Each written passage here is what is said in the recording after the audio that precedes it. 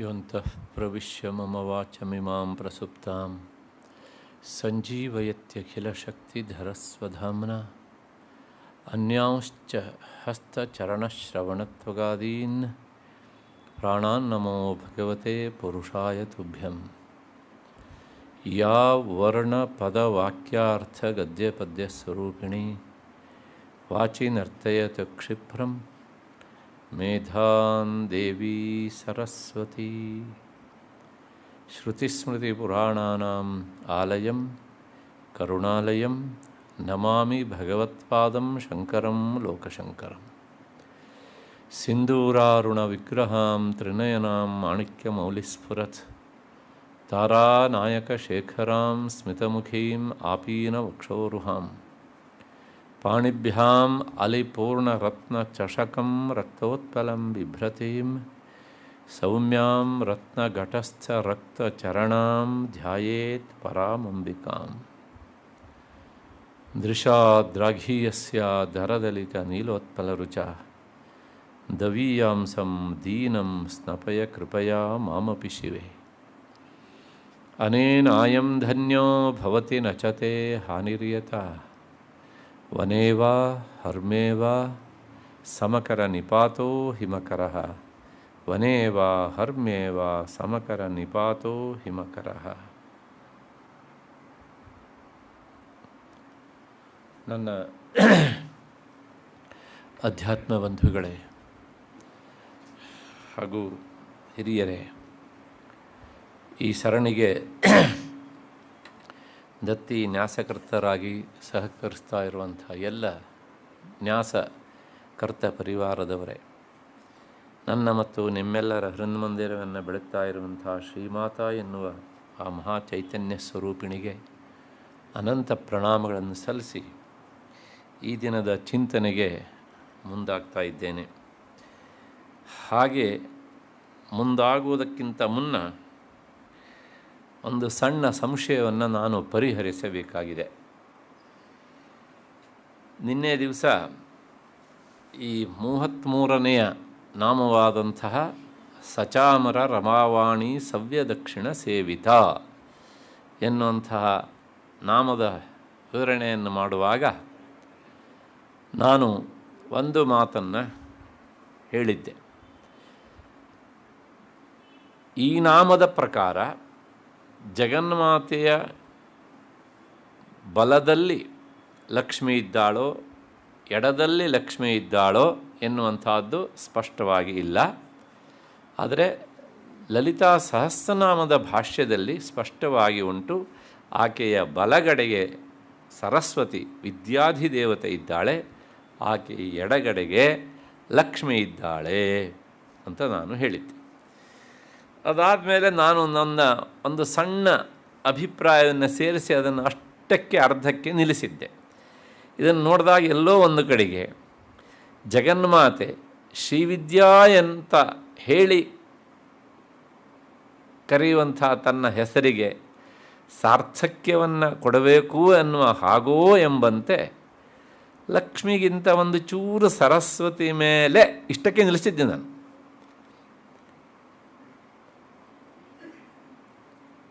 ಇಷ್ಟು ಹೇಳಿ ನಾವೊಂದು ಮಾತನ್ನು ಹೇಳಿದ್ದೆ. ಲಕ್ಷ್ಮೀ ಎಡಕ್ಕಿದ್ದಾಳೆ ಅಂತ ಹೇಳಿದರೆ ಲಕ್ಷ್ಮೀ ಪುತ್ರರಿಗೆ ಧನಿಕರಿಗೆ ಬೇಸರ ಆಗಬಹುದು. ಹಾಗೆಯೇ ಇನ್ನೊಂದು ಅಂಶ ಇತ್ತು ಅಲ್ಲಿ. ಸರಸ್ವತಿ ಯಾಕೆ ಎಡಭಾಗದಲ್ಲಿ ಇದ್ದಾಳೆ ಅಂತ ಹೇಳಿದರೆ ಆಗ ಸರಸ್ವತಿ ಪುತ್ರರಿಗೆ ವಿದ್ಯಾರಾಧಕರಿಗೆ ಬೇಸರ ಆಗಬಹುದು ಅಂತ ನಾನು ಇಷ್ಟು ಹೇಳಿದ್ದೇನೆ. ಅದನ್ನು ಮತ್ತು ಅದು ಹೇಳಿ ಒಂದು ಮಾತು ಹೇಳಿದ್ದೆ, ಇದು ಸಾಪೇಕ್ಷಿಕ ಅಂತ ಒಂದು ಶಬ್ದ ಹೇಳಿದ್ದೆ. ಸಾಪೇಕ್ಷಿಕ ಅಂದರೆ ಏನು ಅಂದರೆ ಎಡ ಇದ್ದರೆ ಬಲ, ಬಲ ಇದ್ದರೆ ಎಡ ಅಂತ. ಯಾಕೆ ಎಡ ಇದು ಅಂತ ಕೇಳಿದರೆ ಬಲ ಇದೆ ಅದಕ್ಕೋಸ್ಕರ ಇದು ಎಡ. ಇದು ಯಾಕೆ ಬಲ ಅಂತ ಕೇಳಿದರೆ ಅದು ಎಡ ಇದೆ ಅದಕ್ಕೋಸ್ಕರ ಇದು ಬಲ. ಅಂದರೆ ಒಂದನ್ನೊಂದು ಅವಲಂಬಿಸ್ಕೊಂಡು ಅದು ಎಡವೋ ಬಲವೋ ಅನ್ನುವುದು ತೀರ್ಮಾನ ಆಗುತ್ತೆ ಅಂತ. ಇಷ್ಟು ನಾವು ವಿವರಣೆ ಕೊಟ್ಟ ಮೇಲೆ ಅದು ಎಲ್ಲೋ ಒಂದು ಕಡೆಗೆ ಸಮಾಧಾನ ಆಗಲಿಲ್ಲ ನಮ್ಮ ಶ್ರೋತೃಗಳ ಒಬ್ಬರಿಗೆ. ಅವರು ಒಂದು ಮಾತು ಹೇಳಿದರು, ಸರ್ ನೀವು ಎಡಗಡೆಗೆ ಲಕ್ಷ್ಮಿ ಅಂತ ಹೇಳಿದರು ಬೇಸರ, ಮತ್ತು ಎಡಗಡೆಗೆ ಸರಸ್ವತಿ ಅಂತ ಹೇಳಿದರು ಬೇಸರ, ಇದು ಎರಡನ್ನೂ ಬಿಟ್ಟು ಬೇರೆ ಯಾವುದಾದ್ರು ದಾರಿಯಲ್ಲಿ ಹೇಳಿ ಅಂತ ಹೇಳಿದರು. ಕರೆಕ್ಟಾ? ಈಗ ನಾನೊಂದು ಬೇರೆ ದಾರಿಯನ್ನು ಹುಡುಕಿದ್ದೇನೆ. ಏನು ಅಂದರೆ, ಲಕ್ಷ್ಮಿ ಹಾಗೂ ಸರಸ್ವತಿಯರ ಮಧ್ಯದಲ್ಲಿ ಜಗನ್ಮಾತೆ ಇದ್ದಾಳೆ.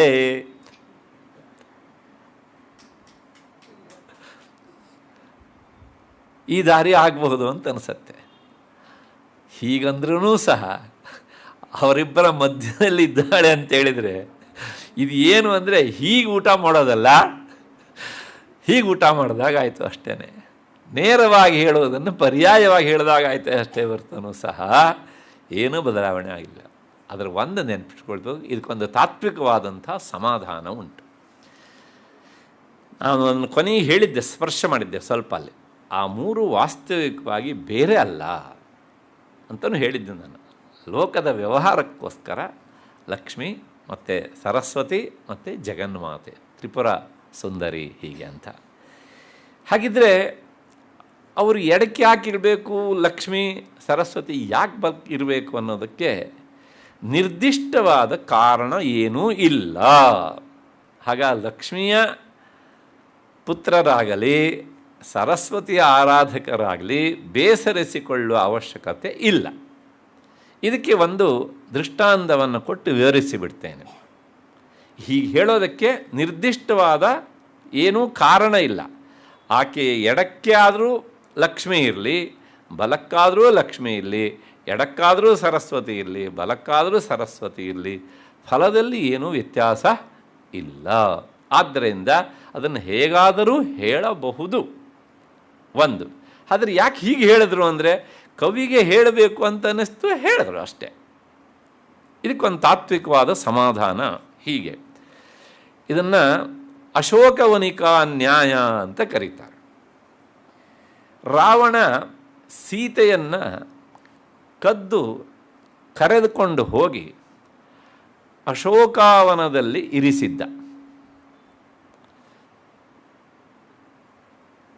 ರಾವಣನ ಹತ್ರ ತುಂಬ ಉದ್ಯಾನವನಗಳು ಇದ್ದವು. ಅಶೋಕವನ ಒಂದೇ ಅಲ್ಲ, ತುಂಬ ಕಾರಾಗೃಹಗಳು, ಸೆರೆಮನೆಗಳು ಸಹ ಇದ್ದವು.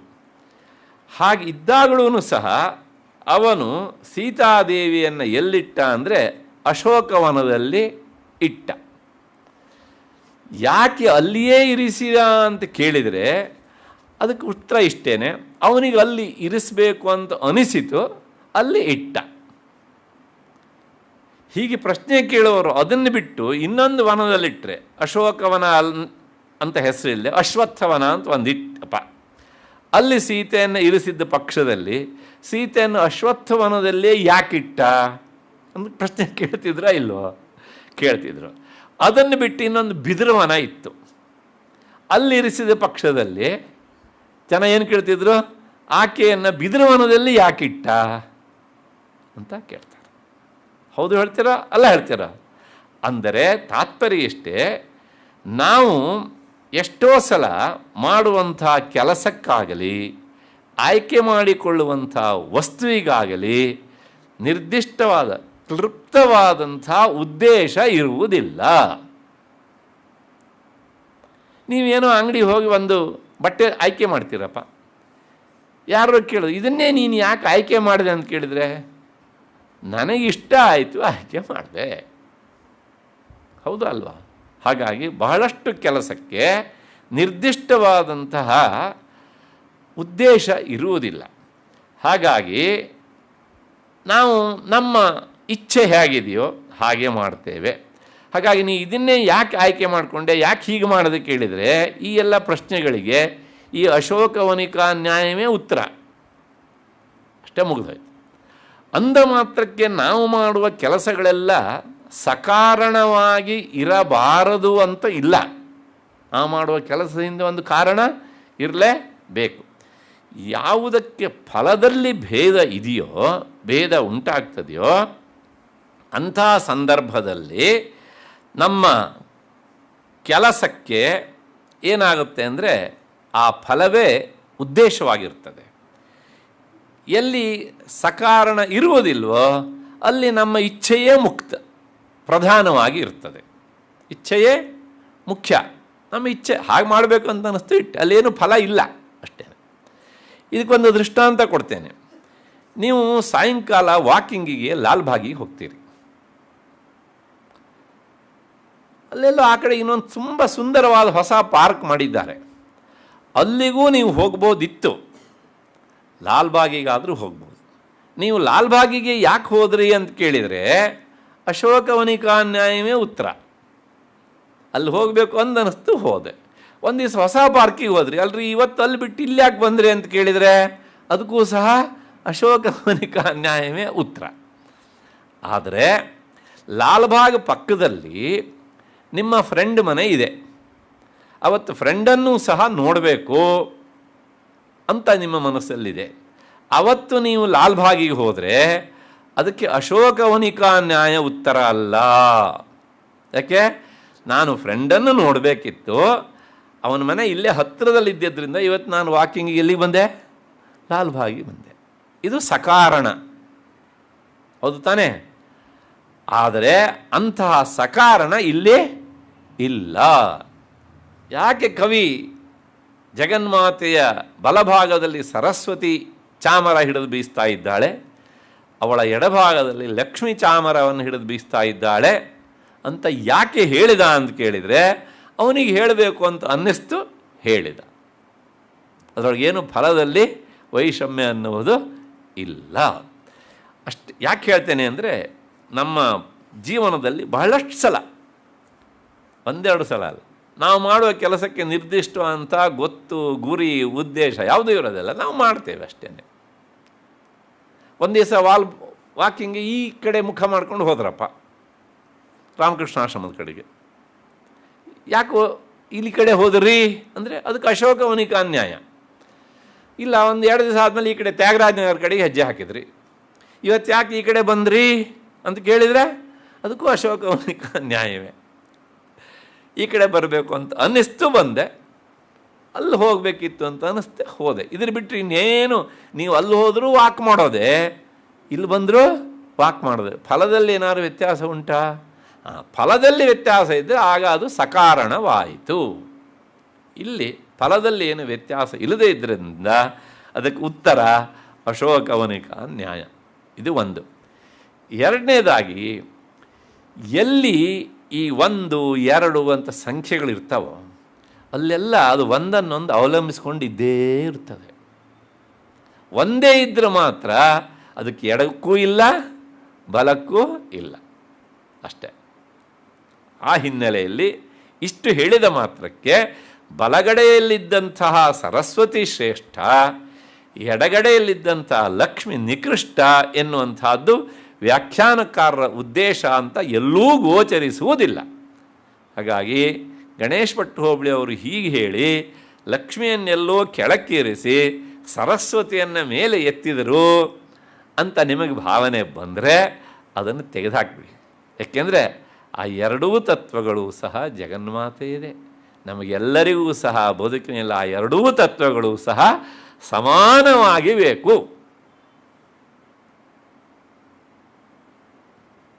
ವಿದ್ಯೆ ಇದೆಯಪ್ಪ, ಆದರೆ ಬಡತನ ಬೆನ್ನಿಗೆ ಕಟ್ಕೊಂಡು ಬಂದಿದ್ದಾನೆ, ಏನು ಪ್ರಯೋಜನ ಅಲ್ವಾ? ಕುಂತಿ ಒಂದು ಮಾತು ಹೇಳ್ತಾಳೆ, ಭಾಗ್ಯವಂತ ಮಕ್ಕಳನ್ನು ಹೆರಬೇಕು. ಅವನು ಶೂರನಾಗೋದು ಬೇಡ, ಅವನು ಪಂಡಿತನಾಗೋದು ಅಂದರೆ ವಿದ್ಯಾವಂತನಾಗೋದು ಬೇಡ. ಯಾಕೆ ಅಂತ ಕೇಳಿದರೆ ಅವಳು ಹೇಳ್ತಾಳೆ, ಭಾಗ್ಯವಂತಂ ಪ್ರಸೂಯೇತ ನ ಶೂರಂ ನ ಚ ಪಂಡಿತಂ ಶೂರಾಶ್ಚ ಕೃತವಿದ್ಯಾಶ್ಚ ಮತ್ಪುತ್ರ ಭೈಕ್ಷ ಜೀವಿನಃ. ನನ್ನ ಮಕ್ಕಳು ಶೂರರು, ವಿದ್ಯಾವಂತರು, ಜ್ಞಾನಿಗಳು, ಜ್ಞಾನಿಗಳನ್ನು ಬಳಿಸಾರಿ ತಮ್ಮ ಹಸಿವನ್ನು ಇಂಗಿಸಿಕೊಳ್ಳುವಂಥ ಸ್ವಭಾವದವರು. ಆದರೂ ಸಹ ನನ್ನ ಮಕ್ಕಳಿಗೆ ಬಂದಂಥ ಗತಿ ಏನು ಕೇಳಿದರೆ ಭಿಕ್ಷೆ ಬೇಡುವ ಸ್ಥಿತಿ ಏಕಚಕ್ರ ನಗರದಲ್ಲಿ. ಇದು ಎರಡೂ ಇಲ್ಲದೆ ಇರುವಂಥ ಕೌರವರು ಏನು ಮಾಡಿದರು? ರಾಜ್ಯಭಾರ ಮಾಡಿದರು ಅಲ್ವಾ? ಹಾಗಾಗಿ ಕುಂತಿಯ ಮಾತು ಅದು. ಅಂದರೆ ತಾತ್ಪರ್ಯ ಏನು ಕೇಳಿದರೆ ಭಾಗ್ಯವಂತರಾಗಿರೋ ಲಕ್ಷ್ಮೀ ಸಂಪತ್ತು ಎನ್ನುವುದು ಇರಬೇಕು ಅಂತ. ಅದಕ್ಕೋಸ್ಕರ ನಾನು ಹೇಳಿದೆ, ನಮ್ಮ ಬದುಕಿನಲ್ಲಿ ಎರಡೂ ಬೇಕು. ತುಂಬ ದುಡ್ಡಿದೆಯಪ್ಪ. ನನ್ನ ಸ್ನೇಹಿತರೊಬ್ಬರು ಹೇಳ್ತಿದ್ರು, ಅವರು ಹೊಸದುರ್ಗದಲ್ಲಿ ಬ್ಯಾಂಕ್ ಮ್ಯಾನೇಜರ್ ಆಗಿದ್ದರು. ಒಬ್ಬಾತ ಕೃಷಿಕ ತಂದು ಒಂದು ಮೂಟೆ ದುಡ್ಡನ್ನು ತಂದು ಮ್ಯಾನೇಜರ್ ಹತ್ರ ಕೊಟ್ಬಿಟ್ನಂತೆ, ಇದನ್ನು ಎಣಿಸಿ ನನ್ನ ಅಕೌಂಟಿಗೆ ಜಮಾ ಮಾಡಿ ಅಂತ. ಮ್ಯಾನೇಜರು, ಏನಪ್ಪ ಹಿಂಗೆ ಹೇಳ್ತಾ ಇದ್ದೀರಿ, ಅಲ್ಲ ನೀವೇ ಎಣಿಸಿ ಹಾಕಬೇಕಲ್ಲ. ನಂಗೆ ಎಣ್ಸೋಕ್ಕೆ ಬರಲ್ಲ ಸ್ವಾಮಿ. ಇವನಿಗೆ ಸಂಪತ್ತಿದೆ, ವಿದ್ಯೆ ಇಲ್ಲ, ನೈವೇದ್ಯ ಆಗಿಬಿಟ್ಟಿದೆ. ಏನು ಪ್ರಯೋಜನ? ಒಂದು 2 ಪ್ಯಾಡನ್ನು ಆ ಕಡೆ ಸಾಗಿಸ್ಬಿಟ್ರೆ ಅಲ್ವಾ?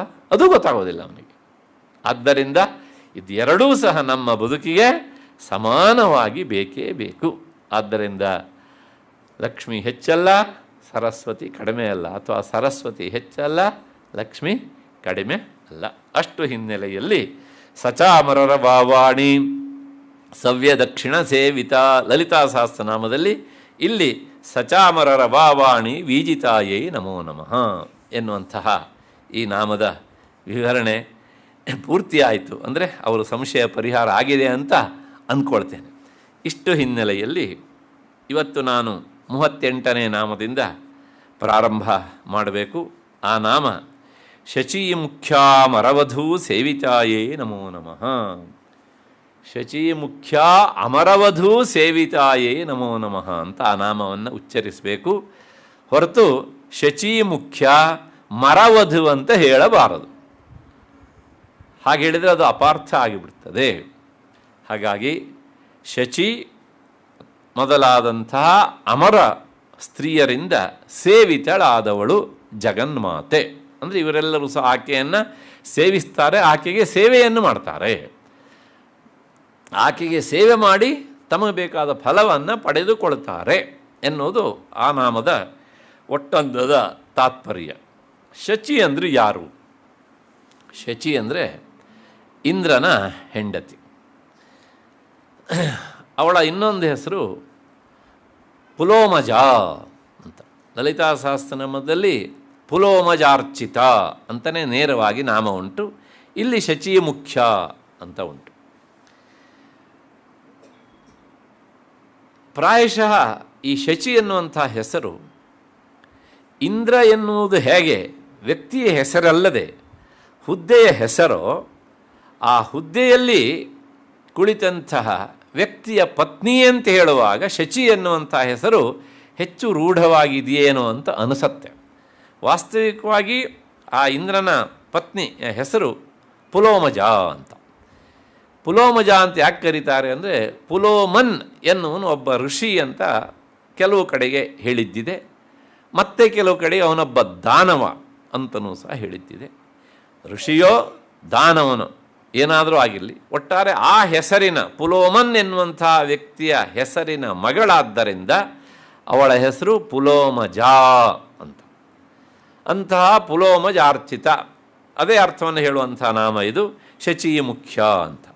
ಹಾಗಿದ್ರೆ ಈ ಶಚಿ ಯಾವಾಗ ಜಗನ್ಮಾತೆಯನ್ನು ಸೇವಿಸಿದ ಅಂದರೆ ಸೇವೆ ಮಾಡಿದಳು, ಅವಳನ್ನು ಸೇವೆ ಮಾಡಲೇಬೇಕಾದಂಥ ಅನಿವಾರ್ಯ ಪರಿಸ್ಥಿತಿ ಅವಳಿಗೆ ಯಾಕೆ ಬಂತು ಅನ್ನೋದು ನಮ್ಮನ್ನು ಕಾಡುವ ಪ್ರಶ್ನೆ. ಹೇಳಿ ಕೇಳಿ ದೇವೇಂದ್ರನ ಪಟ್ಟದರಸೆ ಅವಳು ಜಗನ್ಮಾತೆಯನ್ನು ಸೇವೆ ಮಾಡೋದಾ, ಜಗನ್ಮಾತೆಯನ್ನು ಆರಾಧಿಸುವುದಾ ಅಂತ ಸಂಶಯ ಬಂದರೆ ಅದಕ್ಕೆ ಸಮಾಧಾನ ಹೀಗೆ. ಹಿಂದೆ ವೃತ್ರ ಅಂತ ಒಬ್ಬ ಇದ್ದ. ಅವನ ಕತೆ ಸುದೀರ್ಘವಾಗಿ ಭಾಗವತದಲ್ಲಿ ಬರ್ತದೆ. ಶಾಪಗ್ರಸ್ತನಾಗಿ ಪಾರ್ವತಿಯ ಶಾಪಕ್ಕೆ ತುತ್ತಾಗಿ ಅವನು ವೃತ್ರ ಆದ. ನಾನು ಅದನ್ನು ಹೇಳಿದ್ದೇನೆ ಹಿಂದೆ. ಉತ್ತಮ ಸಂಸ್ಕಾರವಂತ, ಅದರ ಒಂದು ಸಣ್ಣ ತಪ್ಪಿನಿಂದಾಗಿ ಅಸುರ ಸ್ವಭಾವವನ್ನಾಗಿಬಿಟ್ಟ ಅವನು. ಆ ವೃತ್ರನನ್ನು ದೇವೇಂದ್ರ ಸಾಯಿಸ್ತಾನೆ. ವೃತ್ರ ಮೂಲತಃ ಬ್ರಾಹ್ಮಣನಾಗಿದ್ದ. ಅವನನ್ನು ಸಾಯಿಸಿದ್ದರಿಂದ ದೇವೇಂದ್ರನಿಗೆ ಬ್ರಹ್ಮಹತ್ಯ ಎನ್ನುವಂತಹ ಈ ಶಾಪ ತಗುಲಿತು.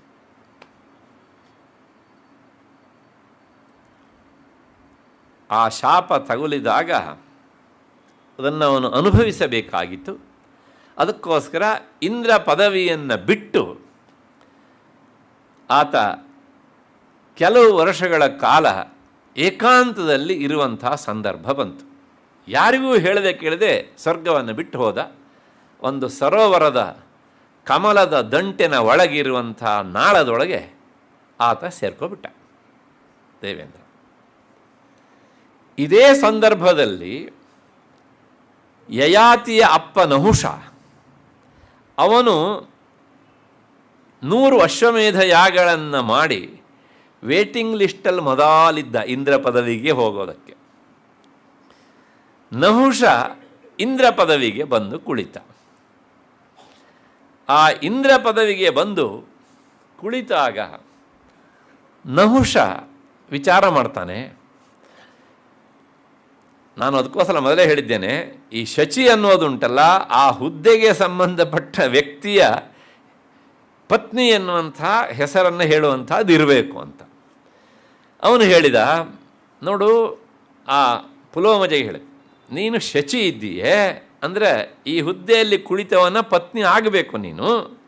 ಈಗ ನಾನು ಕುಳಿತಿದ್ದೇನೆ, ಆದ್ದರಿಂದ ನೀನೇನಾಗಬೇಕು, ನನಗೆ ಪತ್ನಿ ಆಗಬೇಕು ಅಂದ. ಹೊಸ ಇಂದ್ರ, ಹೊಸ ಆಳ್ವಿಕೆ ಹೇಗಿದೆ ನೋಡಿ, ನಿರೀಕ್ಷಣೆ ಮಾಡ್ತೀರಾ? ಯಾರ್ಯಾರೋ ನಮ್ಮ ಸಂಸ್ಕೃತಿಯನ್ನು, ಸಭ್ಯತೆಯನ್ನು ಯಾವುದನ್ನೂ ಸಹ ಉಳಿಯಗೊಡದವರಿಗೆ ಅವಕಾಶ ಕೊಟ್ಟರೆ ಏನಾಗ್ತದೆ ಅನ್ನೋದಕ್ಕೆ ಒಂದೇ ನಮ್ಮ ಇತಿಹಾಸ ಈ ಕಥೆಯನ್ನು ಹೇಳಿದೆ. ಕೊನೆಗೆ ಈ ಶಚಿಗೆ ಬಹಳ ಸಂಕಟ ಆಯಿತು. ಏಕೆಂದರೆ ಮಾನವಂತ ಸ್ತ್ರೀಯರಿಗೆ ಮಾನ ಎನ್ನುವುದು ಒಂದು ದೊಡ್ಡ ಅಭಿಮಾನ ಧನ. ಅದನ್ನು ಬಿಡೋದು ಅಂದರೆ ಇದ್ರೂ ಸತ್ತಾಗೆ. ಏಕೆಂದರೆ ಸಂಭಾವಿತಸ್ಯ ಅಕೀರ್ತಿ ಮರಣಾತ್ ಅತಿರಿಚ್ಯತೆ.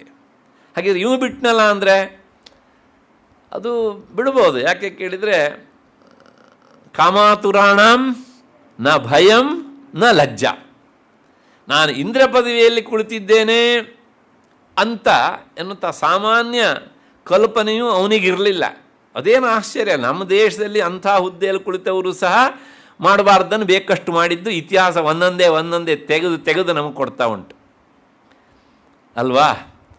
ಎಲ್ಲ ಇದ್ದೂ ಸಹ ಪರದೇಶದ ಹೆಣ್ಣುಮಗಳ ಎದುರಿನಲ್ಲಿ ಅರೆಬೆತ್ತಲೆಯಾಗಿರುವಂತಹ ವ್ಯಕ್ತಿಯನ್ನು ನಾವು ನೋಡಿದ್ದೇವೆ.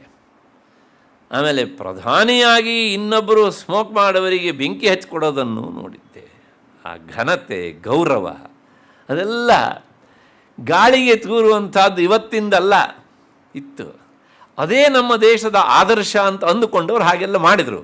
ಆಮೇಲೆ ಅದು ಸರಿಯಾಗಿ ಏನನ್ನು ಅನುಭವಿಸಬೇಕೋ ಅನುಭವಿಸಿದರು. ಅಷ್ಟು ಹಿನ್ನೆಲೆಯಲ್ಲಿ ಹೀಗೆ ನಹುಷ ಶಚಿಗೆ ಆಗ್ರಹಿಸಿದ, ನೀನು ನನ್ನವಳಾಗಬೇಕು ಅಂತ. ಶಚಿಗೆ ಬಹಳ ಸಂಕಟ ಎದುರಾಯಿತು. ತಕ್ಷಣ ಹೋಗಿ ಆಕೆ ಏನು ಮಾಡಿದ್ಲು ಅಂದರೆ ದೇವಗುರುವಾದಂಥ ಬೃಹಸ್ಪತ್ಯಾಚಾರ್ಯರ ಕೈಕಾಲು ಹಿಡ್ಕೊಂಡ್ಳು. ನಮಗೆ ಸಂಕಟ ಬಂದಾಗ ಪರಿಹರಿಸುವವರು ನೀವು ಮಾತ್ರ. ಆದ್ದರಿಂದ ಆ ನಹುಷ ನನ್ನ ಮೇಲೆ ಕಣ್ಣು ಹಾಕಿದ್ದಾನೆ, ನನ್ನ ಚಾರಿತ್ರ್ಯ ಹರಣ ಮಾಡೋದಕ್ಕೆ ಮುಂದಾಗಿದ್ದಾನೆ. ಏನಾದರೂ ಮಾಡಿ ನನಗೆ ಒಂದು ಅವನಿಂದ ರಕ್ಷಣೆಯನ್ನು ಕೊಡಬೇಕು ಅಂತ. ಆ ಸಂದರ್ಭದಲ್ಲಿ ಬೃಹಸ್ಪತ್ಯಾಚಾರ್ಯರು ಶಚಿಗೆ ಹೇಳಿದಂಥ ಮಾತು, ನಿನ್ನನ್ನು ಈ ಸಂದರ್ಭದಲ್ಲಿ ರಕ್ಷಿಸುವವಳು ಜಗನ್ಮಾತೆ ಮಾತ್ರ. ಅವಳ ಆರಾಧನೆ ಹೀಗೆ ಮಾಡಬೇಕು ಅಂತ ನಾನು ಹೇಳಬಲ್ಲೆ, ಆದರೆ ಆ ಮಾಡುವ ಕೆಲಸವನ್ನು ನೀನೇ ಮಾಡಬೇಕು. ಏನು ಮಾಡಬೇಕು ಅಂದರೆ ತ್ವಮಾರಾಧಯ ಪೌಲೋಮಿ. ಪೌಲೋಮಿ ಅಂದರೆ ಆ ಪುಲೋಮನ ಮಗಳು ಅಂತರ್ಥ. ಪೌಲೋಮಿ, ನೀನು ದೇವೀಂ ಭಗವತೀಂ ಶಿವಾಂ ತ್ವಂ ಆರಾಧಯ. ಆ ಜಗನ್ಮಾತೆಯಾದಂತಹ ಶಿವೆ ಅಂತ ಕರೆಸಿಕೊಳ್ಳುವಂತಹ ದೇವಿಯನ್ನು ನೀನು ಆರಾಧಿಸಬೇಕು. ನಿನ್ನಿಂದ ಆರಾಧಿತಳಂಥ ಜಗದ್ಧಾತ್ರಿ ಅವಳು ಏನು ಮಾಡ್ತಾಳೆ ಅಂದರೆ ನಹುಷಂ ವಾರಯಿಷ್ಯತಿ. ಆ ನಹುಷನನ್ನು ಇಂದ್ರ ಪದವಿಯಿಂದಲೇ ಕೆಳಕ್ಕೆ ಬೀಳಿಸಿಬಿಡ್ತಾಳೆ. ಮೋಹಯಿತ್ವ ಹೇಗೆ ಅಂತಂದರೆ ಅವನ ಬುದ್ಧಿಗೆ ಮಂಕು ಕವಿಯ ಹಾಗೆ ಮಾಡ್ತಾಳೆ. ಆದ್ದರಿಂದ ತಸ್ಮಾತ್ ಸ್ಥಾನಾತ್ ಪಾತಯಿಷ್ಯತಿ ಚಾಂಬಿಕ, ಅವನನ್ನು ಆ ಇಂದ್ರ ಪದವಿಯಿಂದಲೇ ಬೀಳಿಸಿಬಿಡ್ತಾಳೆ. ಹಾಗಾಗಿ ಜಗನ್ಮಾತೆಯ ಆರಾಧನೆ ವ್ಯರ್ಥ ಆಗೋದಿಲ್ಲ, ನಿನ್ನ ಕೆಲಸ ಈಡೇರುತ್ತೆ, ಹೀಗೆ ನೀನು ಮಾಡು ಅಂತ ಹೇಳಿದರು. ಅದೇ ರೀತಿಯಾಗಿ ಈ ಪೌಲೋಮಿ ಶಚಿ ಜಗನ್ಮಾತೆಯನ್ನು ಆರಾಧಿಸಿದಳು. ನಹುಷ ಬಂದು ಕಾಮಭಿಕ್ಷೆಯನ್ನು ಬೇಡಿದಾಗ ಹೇಳಿದಳು, ನಾನು ಒಂದು ವ್ರತದಲ್ಲಿ ಇದ್ದೇನೆ, ಆ ವ್ರತ ಮುಗಿದ ಮೇಲೆ ನಿನ್ನ ಬಳಿ ಸಾರ್ತೇನೆ, ಆದರೆ ಒಂದು ಕಂಡೀಷನ್ ಏನು ಅಂದರೆ, ನಾನು ನಿನ್ನ ಬಳಿಗೆ ಬರಬೇಕಿದ್ರೆ ಒಂದು ನೆನಪಿಟ್ಕೋ, ನಾನು ಸಾಮಾನ್ಯ ಹೆಣ್ಣು ಮಗಳಂತೆ ಬರಲಾರೆ.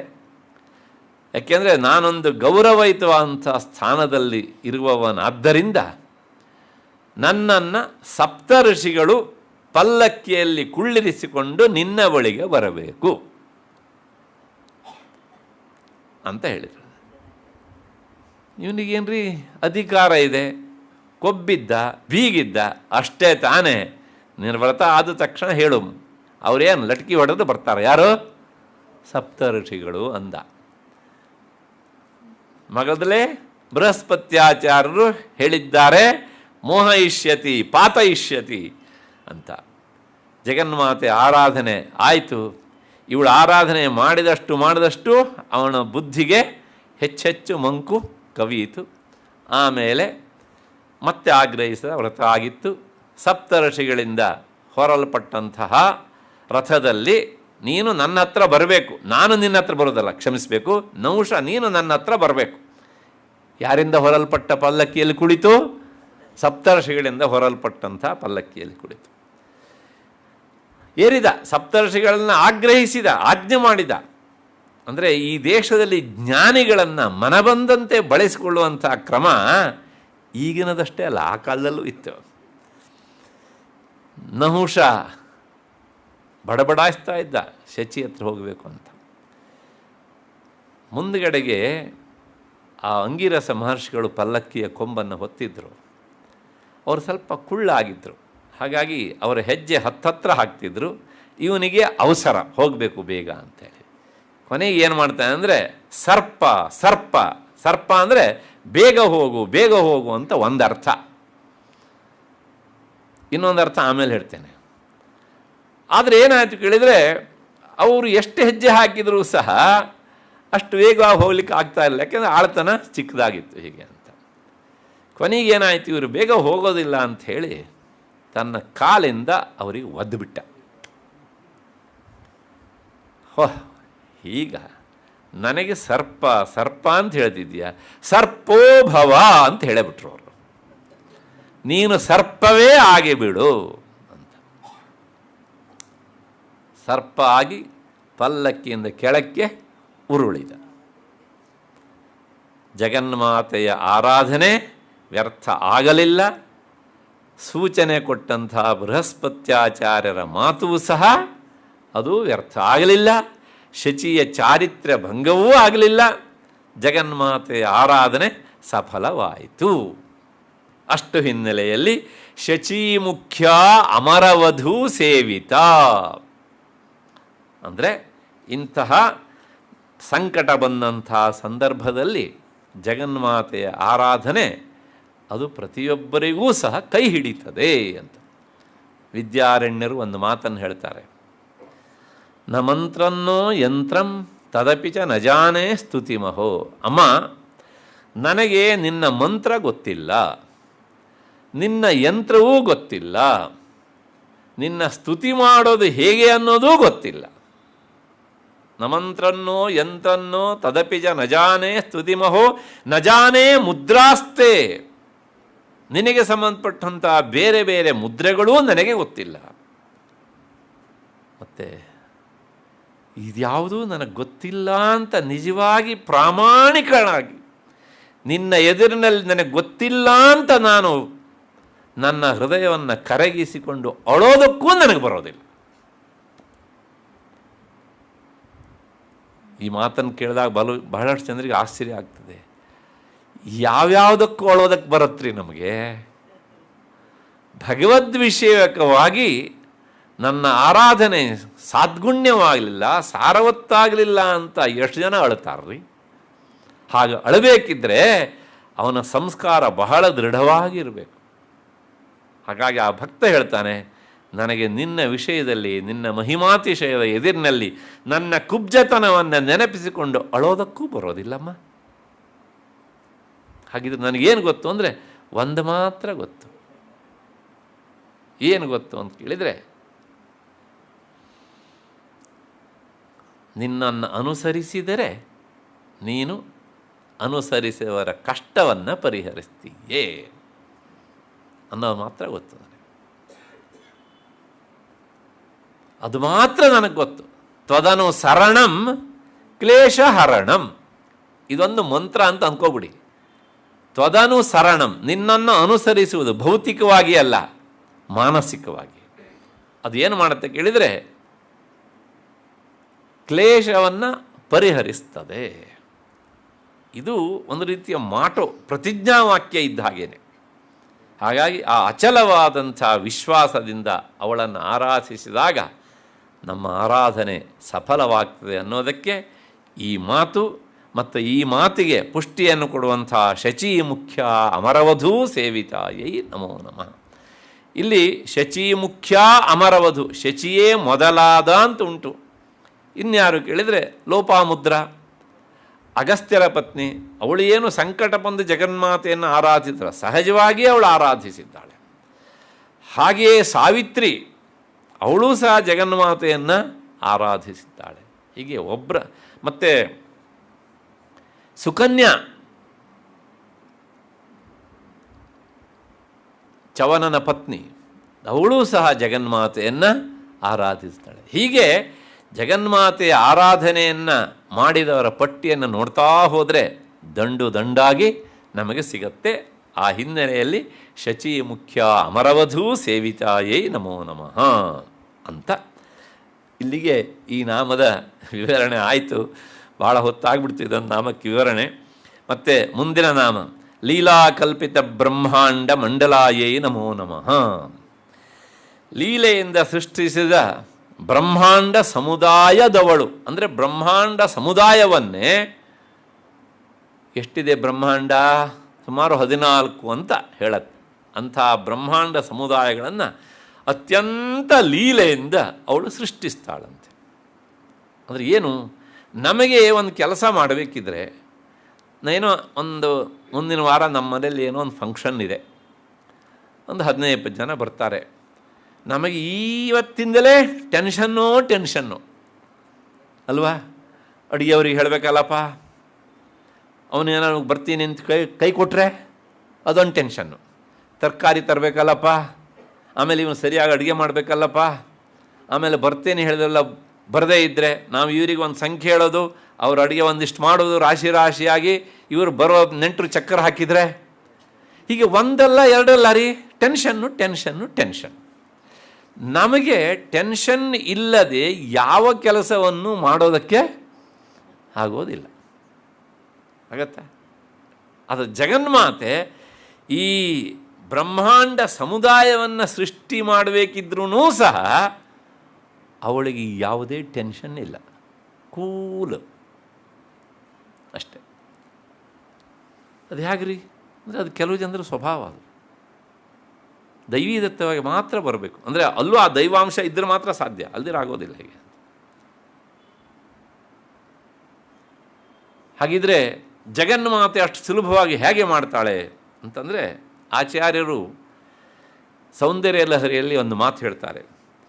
ಜಗತ್ಸೂತೆ ಧಾತಾ ಹರಿರವತಿ ರುದ್ರ ಕ್ಷಪಯತೆ ತಿರಸ್ಕುರ್ವನ್ನೇತತ್ ಸಮಪಿ ಪುರೀಶ ಸ್ಥಿರಯತಿ ಸದಾ ಪೂರ್ವಃ ಸರ್ವಂ ತದಿದಮನುಗೃಹ್ಣಾತಿ ಚ ಶಿವಃ ತವಾಜ್ಞಾಮಾಲಂಬ್ಯ ಕ್ಷಣಚಲಿತಯೋರ್ಭ್ರೂಲತಿಕಯೋಃ. ತಂತ್ರಶಾಸ್ತ್ರದ ಹಿನ್ನೆಲೆಯಲ್ಲಿ ಹೇಳಿದಂಥ ಮಾತು ಇದು. ನಮಗೆ ತ್ರಿಮೂರ್ತಿಗಳು ಗೊತ್ತು, ಬ್ರಹ್ಮ ವಿಷ್ಣು ಮಹೇಶ್ವರ ಅಂತ. ಅದು ತಂತ್ರಶಾಸ್ತ್ರದಲ್ಲಿ ಈ ಮೂರರ ಜೊತೆಗೆ ಇನ್ನೆರಡು ತತ್ವವನ್ನು ಹೇಳ್ತಾರೆ. ನಾಲ್ಕನೆಯದು ಈಶ್ವರ, ಐದನೆಯದು ಸದಾಶಿವ. ಬ್ರಹ್ಮ ವಿಷ್ಣು ರುದ್ರ ಈಶ್ವರ ನಾಲ್ಕನೆಯವನು, ನಾಲ್ಕನೆಯ ತತ್ವ, ಈ ಮೂರು ತತ್ವಗಳು. ಐದನೆಯವನು ಸದಾಶಿವ ತತ್ವ. ಈ ತತ್ವಗಳು ಏನು ಕೆಲಸ ಮಾಡ್ತವೆ ಅಂದರೆ ಇವರೆಲ್ಲರೂ ಜಗನ್ಮಾತೆಗೆ ಅಧೀನ. ಅದನ್ನು ನಾವು ಮರಿಬಾರ್ದು. ಈ ಜಗತ್ಸೂತೆ ಧಾತ, ಈ ಬ್ರಹ್ಮ ತತ್ವ ಅನ್ನೋದೇನು ಮಾಡುತ್ತೆ, ಜಗತ್ತನ್ನು ಸೃಷ್ಟಿ ಮಾಡುತ್ತೆ. ಅದಾದಮೇಲೆ ವಿಷ್ಣು ಎನ್ನುವಂಥ ತತ್ವ ಏನು ಮಾಡುತ್ತೆ, ಅದನ್ನು ರಕ್ಷಣೆ ಮಾಡುತ್ತೆ. ಹರಿರವತಿ, ರುದ್ರ ಕ್ಷಪಯತೆ, ರುದ್ರ ಏನು ಮಾಡ್ತಾನೆ, ಅದಷ್ಟನ್ನು ಸಹ ನಾಶಗೊಳಿಸ್ತಾನೆ. ಇವರೆಲ್ಲ ಈ ಹೊರಗಿನ ಪ್ರಪಂಚ ಸೃಷ್ಟಿ ಮಾಡ್ತಾರೆ, ಪಾಲನೆ ಮಾಡ್ತಾರೆ, ಶಿವ ನಾಶ ಮಾಡ್ತಾನೆ. ಆದರೆ ಈ ಮೂರು ಜನ ಹಾಗೆ ಉಳ್ಕೊಳ್ತಾರೆ ಅಲ್ವಾ, ಓದುತ್ತಾನೆ. ಆ ಮೂವರನ್ನೂ ಸಹ ಈಶ್ವರ ಅನ್ನೋನು ತನ್ನೊಳಗೆ ಲಯಗೊಳಿಸಿಕೊಂಡು ತಾನೂ ಸಹ ಸದಾಶಿವ ತತ್ವದಲ್ಲಿ ಲಯವಾಗಿ ಬಿಡ್ತಾನೆ. ಈಗ ಉಳಿದವ್ರು ಯಾರಪ್ಪ, ಸದಾಶಿವ ತತ್ವ ಮಾತ್ರ. ಅವನೇ ಜಗನ್ಮಾತೆಯ ಪತಿ, ಪರಬ್ರಹ್ಮ ಸ್ವರೂಪ ಮತ್ತು ಜಗನ್ಮಾತೆ. ಈ ಸದಾಶಿವ ತತ್ವ ಜಗನ್ಮಾತೆಯ ಸೃಷ್ಟಿ, ಮುಂದೆ ಸೃಷ್ಟಿ ಆಯ್ತಲ್ಲ, ಈ ಪ್ರಳಯ ಆಯ್ತು. ಈಗ ಮುಂದಿನ ಸೃಷ್ಟಿಗೋಸ್ಕರ, ಅವಳ ಅನುಮತಿಗೋಸ್ಕರ ಕಾಯ್ತಾ ಇರತ್ತಂತೆ. ಆ ಜಗನ್ಮಾತೆ ಅನುಮತಿ ಕೊಡೋದು ಹೇಗೆ, ಸೃಷ್ಟಿ ಮಾಡು ಅಂತ ಬಾಯ್ಬಿಟ್ಟು ಹೇಳೋದಿಲ್ಲ. ಸುಮ್ಮನೆ ತನ್ನ ಕಣ್ಣು ಹುಬ್ಬನ್ನು ಒಮ್ಮೆ ಹೀಗೆ ಸಂಚಾರ ಆಗುವ ಹಾಗೆ ಮಾಡ್ತಾಳಂತೆ. ಹುಬ್ಬನ್ನು ಅಲ್ಲಾಡಿಸ್ತಾಳೆ. ಅವಳು ಅಲ್ಲಾಡಿಸಿದ್ದನ್ನು ನೋಡಿ ಸದಾಶಿವ ತತ್ವ ಮತ್ತೆ ಪುನಃ ಈ ಬ್ರಹ್ಮನನ್ನು, ವಿಷ್ಣುವನ್ನು, ರುದ್ರನನ್ನು ಸೃಷ್ಟಿ ಮಾಡಿ, ಈಶ್ವರನನ್ನು ಸೃಷ್ಟಿ ಮಾಡಿ ಅವರವರವರನ್ನು ಅವರವರ ಕೆಲಸದಲ್ಲಿ ತೊಡಗಿಸ್ತಾನೆ. ಮತ್ತು ಪ್ರಪಂಚದ ಸೃಷ್ಟಿ ಆಗತ್ತೆ. ಬರೇ ಪ್ರಪಂಚ ಅಲ್ಲ, 14 ಲೋಕಗಳ ಸೃಷ್ಟಿ. ಅತಲ, ವಿತಲ, ಸುತಲ, ತಲಾತಲ, ರಸಾತಲ, ಮಹಾತಲ, ಪಾತಾಳ, ಭೂರ್ಲೋಕ, ಭೂವರ್ಲೋಕ, ಸುವರ್ಲೋಕ, ಮಹರ್ಲೋಕ, ಜನರ್ಲೋಕ, ತಪೋಲೋಕ, ಸತ್ಯಲೋಕ. ಇವೇ 14 ಬ್ರಹ್ಮಾಂಡಗಳು. ಇವಿಷ್ಟನ್ನು ಸಹ ಮತ್ತೆ ಸೃಷ್ಟಿಯಾಗುವ ಹಾಗೆ ಮಾಡುವುದು ಜಗನ್ಮಾತೆಯ ಮಾತಲ್ಲ, ಅಥವಾ ಈ ಬೆರಳಲ್ಲ, ಬರೇ ಒಂದು ಕಣ್ಣು ಹುಬ್ಬು. ಸದಾಪೂರ್ವ ಸರ್ವಂ ತದಿದ ಮನುಗೃಹಾತಿ ಚ ಶಿವ. ಯಾವುದನ್ನು ನೋಡಿಕೊಂಡು, ಅವಳ ಕಣ್ಣು ಹುಬ್ಬಿನ ಕಂಪನವನ್ನು ನೋಡಿಕೊಂಡು. ಅಂದರೆ ಅವಳಿಗೆ ಈ ಬ್ರಹ್ಮಾಂಡದ ಸೃಷ್ಟಿ ಮಾಡೋದು ಅಂದರೆ ನಾವು ನೀವು ರಪ್ಪೆ ಅಲ್ಲಾಡಿಸುವುದು ಎಷ್ಟು ಸುಲಭವೋ ನಮಗೆ ಅಷ್ಟು ಸುಲಭ. ಅದಕ್ಕೋಸ್ಕರನೇ ಈ ಅಷ್ಟೋತ್ತರ ಶತನಾಮ ಹೇಳುತ್ತೆ, ಲೀಲಾಕಲ್ಪಿತ ಬ್ರಹ್ಮಾಂಡ, ಲೀಲೆಯಿಂದ ಸೃಷ್ಟಿ ಮಾಡಿದಂಥ ಬ್ರಹ್ಮಾಂಡಗಳು. ಏನೂ ಟೆನ್ಷನ್ ಇಲ್ಲ. ಆ ಬ್ರಹ್ಮಾಂಡ ಸೃಷ್ಟಿ ಮಾಡಬೇಕಿದ್ರೂ ಟೆನ್ಷನ್ ಇಲ್ಲ, ನಾಶ ಮಾಡಬೇಕಿದ್ರೂ ಟೆನ್ಷನ್ ಇಲ್ಲ. ಹಾಗೆ ಅವಳು ಮಾಡೋದು ಎರಡೇ ಕೆಲಸ. ಸೃಷ್ಟಿ ಮಾಡಬೇಕಿದ್ರೆ ಒಂದು ಸಲ ಕಂಪನ ಮಾಡ್ತಾಳೆ, ಸೃಷ್ಟಿ ಆಗತ್ತೆ. ಇನ್ನೊಂದು ಸಲ ಕಂಪನ ಮಾಡ್ತಾಳೆ, ಸೃಷ್ಟಿ. ಇಷ್ಟು ಲೀಲೆಯಿಂದ ಮಾಡುವಂತಹ ಜಗನ್ಮಾತೆ ಹೇಗಿರಬಹುದು, ಅವಳ ಶಕ್ತಿ ಎಷ್ಟು ಅನ್ನೋದನ್ನು ನಾವು ಊಹಿಸಲಾರೆವು. ಹಾಗಾಗಿ ಲೀಲಾಕಲ್ಪಿತ ಬ್ರಹ್ಮಾಂಡ ಮಂಡಲಾಯೇ ನಮೋ ನಮಃ. ಇಲ್ಲಿ ಈ ನಾಮದ ವಿವರಣೆ ಆಯಿತು ಅಂತ ಅಂದ್ಕೊಳ್ಳೋಣ. ಅಮೃತಾದಿ ಮಹಾಶಕ್ತಿ ಸಂವೃತಾಯೇ ನಮೋ ನಮಃ. ಅಕಾರಾದಿ 16 ಸ್ವರಗಳೆಂಬ ಮಹಾಶಕ್ತಿಗಳಿಂದ ಆವೃತಳಾದವಳು ಅನ್ನೋದು ಈ ನಾಮದ ಯಥಾವತ್ತಾದ ಅರ್ಥ. ಇಷ್ಟೇ ಹೇಳಿದರೆ ಏನೂ ಅರ್ಥ ಆಗುವುದಿಲ್ಲ. ಇದು ಒಂದಕ್ಕಲ್ಲ, ಬಹಳಷ್ಟಕ್ಕೆ. ಅಮೃತಾದಿ ಮಹಾಶಕ್ತಿ, ಅಮೃತ ಅಂದರೆ ಏನು ಅಂತಲೇ ನಮಗೆ ಅರ್ಥ ಆಗೋದಿಲ್ಲ. ಇದೆಲ್ಲ ತಂತ್ರಶಾಸ್ತ್ರದ ಭಾಷೆ. ತಂತ್ರಶಾಸ್ತ್ರದಲ್ಲಿ ಅಕಾರವನ್ನು ಅಮೃತ ಅಂತ ಕರೆಯಲಾಗಿದೆ. ಹಾಗಾಗಿ ಅಮೃತ ಅಂದರೆ ಏನು, ಅ ಅಂತ ಅರ್ಥ. ಈಗ ವಿಚಾರ ಮಾಡಿ, ಅಮೃತ ಆದಿ, ಅಕಾರವೇ ಆದಿಯಲ್ಲಿರುವಂತಹ ಮಹಾಶಕ್ತಿಗಳಿಂದ, ಆ ಶಕ್ತಿ ಅನ್ನೋ ಶಬ್ದದಿಂದ ವರ್ಣ ಅಂತ ಸ್ವೀಕಾರ ಮಾಡಬೇಕು. ಎಷ್ಟು ವರ್ಣಗಳು ಅವು? ಮೊನ್ನೆ ಹೇಳಿದ್ದೇನೆ, 16 ವರ್ಣಗಳು ಆ್ಯಸ್ ಪರ್ ತಂತ್ರಶಾಸ್ತ್ರ. ಆ 16 ವರ್ಣಗಳಿಂದ ಕೂಡಿದವಳು ಅಂದರೆ ಜಗನ್ಮಾತೆಯ ಸುತ್ತಲೂ ಅಕಾರ, ಆಕಾರ, ಇಕಾರ, ಈಕಾರ, ಉಕಾರ, ಉಕಾರ, ಋಕಾರ, ಋಕಾರ, ಋ, ಎ, ಐ, ಓ, ಔ, ಅಮ್ಮಃ. ಈ ವರ್ಣರೂಪವಾದಂಥ ಶಕ್ತಿಗಳು ಆವರಿಸಿಕೊಂಡಿವೆ. ಇದನ್ನು ಕೇಳಿ ಆದಮೇಲೆ ಸ್ವಲ್ಪ ವಿಚಾರ ಮಾಡುವವರಿಗೆ ಒಂದು ಸಂಶಯ ಬರ್ತದೆ. ಅಲ್ಲ, ಇದಿಷ್ಟೇ ಸಾಕನ್ರಿ, ಇನ್ನೇನು ಹಾಗಾದ್ರೆ ವರ್ಣಗಳ ಅವಶ್ಯಕತೆ ಇಲ್ವಾ? ಕ, ಗ, ಚ, ಪ ಯಾವುದು ಬೇಡವಾ? ಅಂದರೆ ಎಲ್ಲವೂ ಬೇಕು. ಆದರೆ ಅವು ಎಲ್ಲದಕ್ಕೂ ಆಧಾರ ಈ 16. ಈ 16 ಯಾಕೆ ಅಂದರೆ ಅವುಗಳ ಹೆಸರು ವ್ಯಂಜನ ಅಂತ, ಇವುಗಳ ಹೆಸರು ಸ್ವರ. ವ್ಯಾಕರಣದ ಪ್ರಕಾರ ಸ್ವರಾಕ್ಷರಗಳನ್ನು, ಸ್ವರವರ್ಣಗಳನ್ನು ಗಂಡು ಅಕ್ಷರ ಅಂತ ಕರೀತಾರೆ. ವ್ಯಂಜನಾಕ್ಷರಗಳನ್ನು ಸಾಮಾನ್ಯವಾಗಿ ಸ್ತ್ರೀವರ್ಣಗಳು ಅಂತ ಕರೀತಾರೆ. ಇವತ್ತಿನ ಸ್ತ್ರೀಯರಿಗೆ ದಯವಿಟ್ಟು ಹೋಲಿಸಿಕೊಳ್ಳಬೇಡಿ.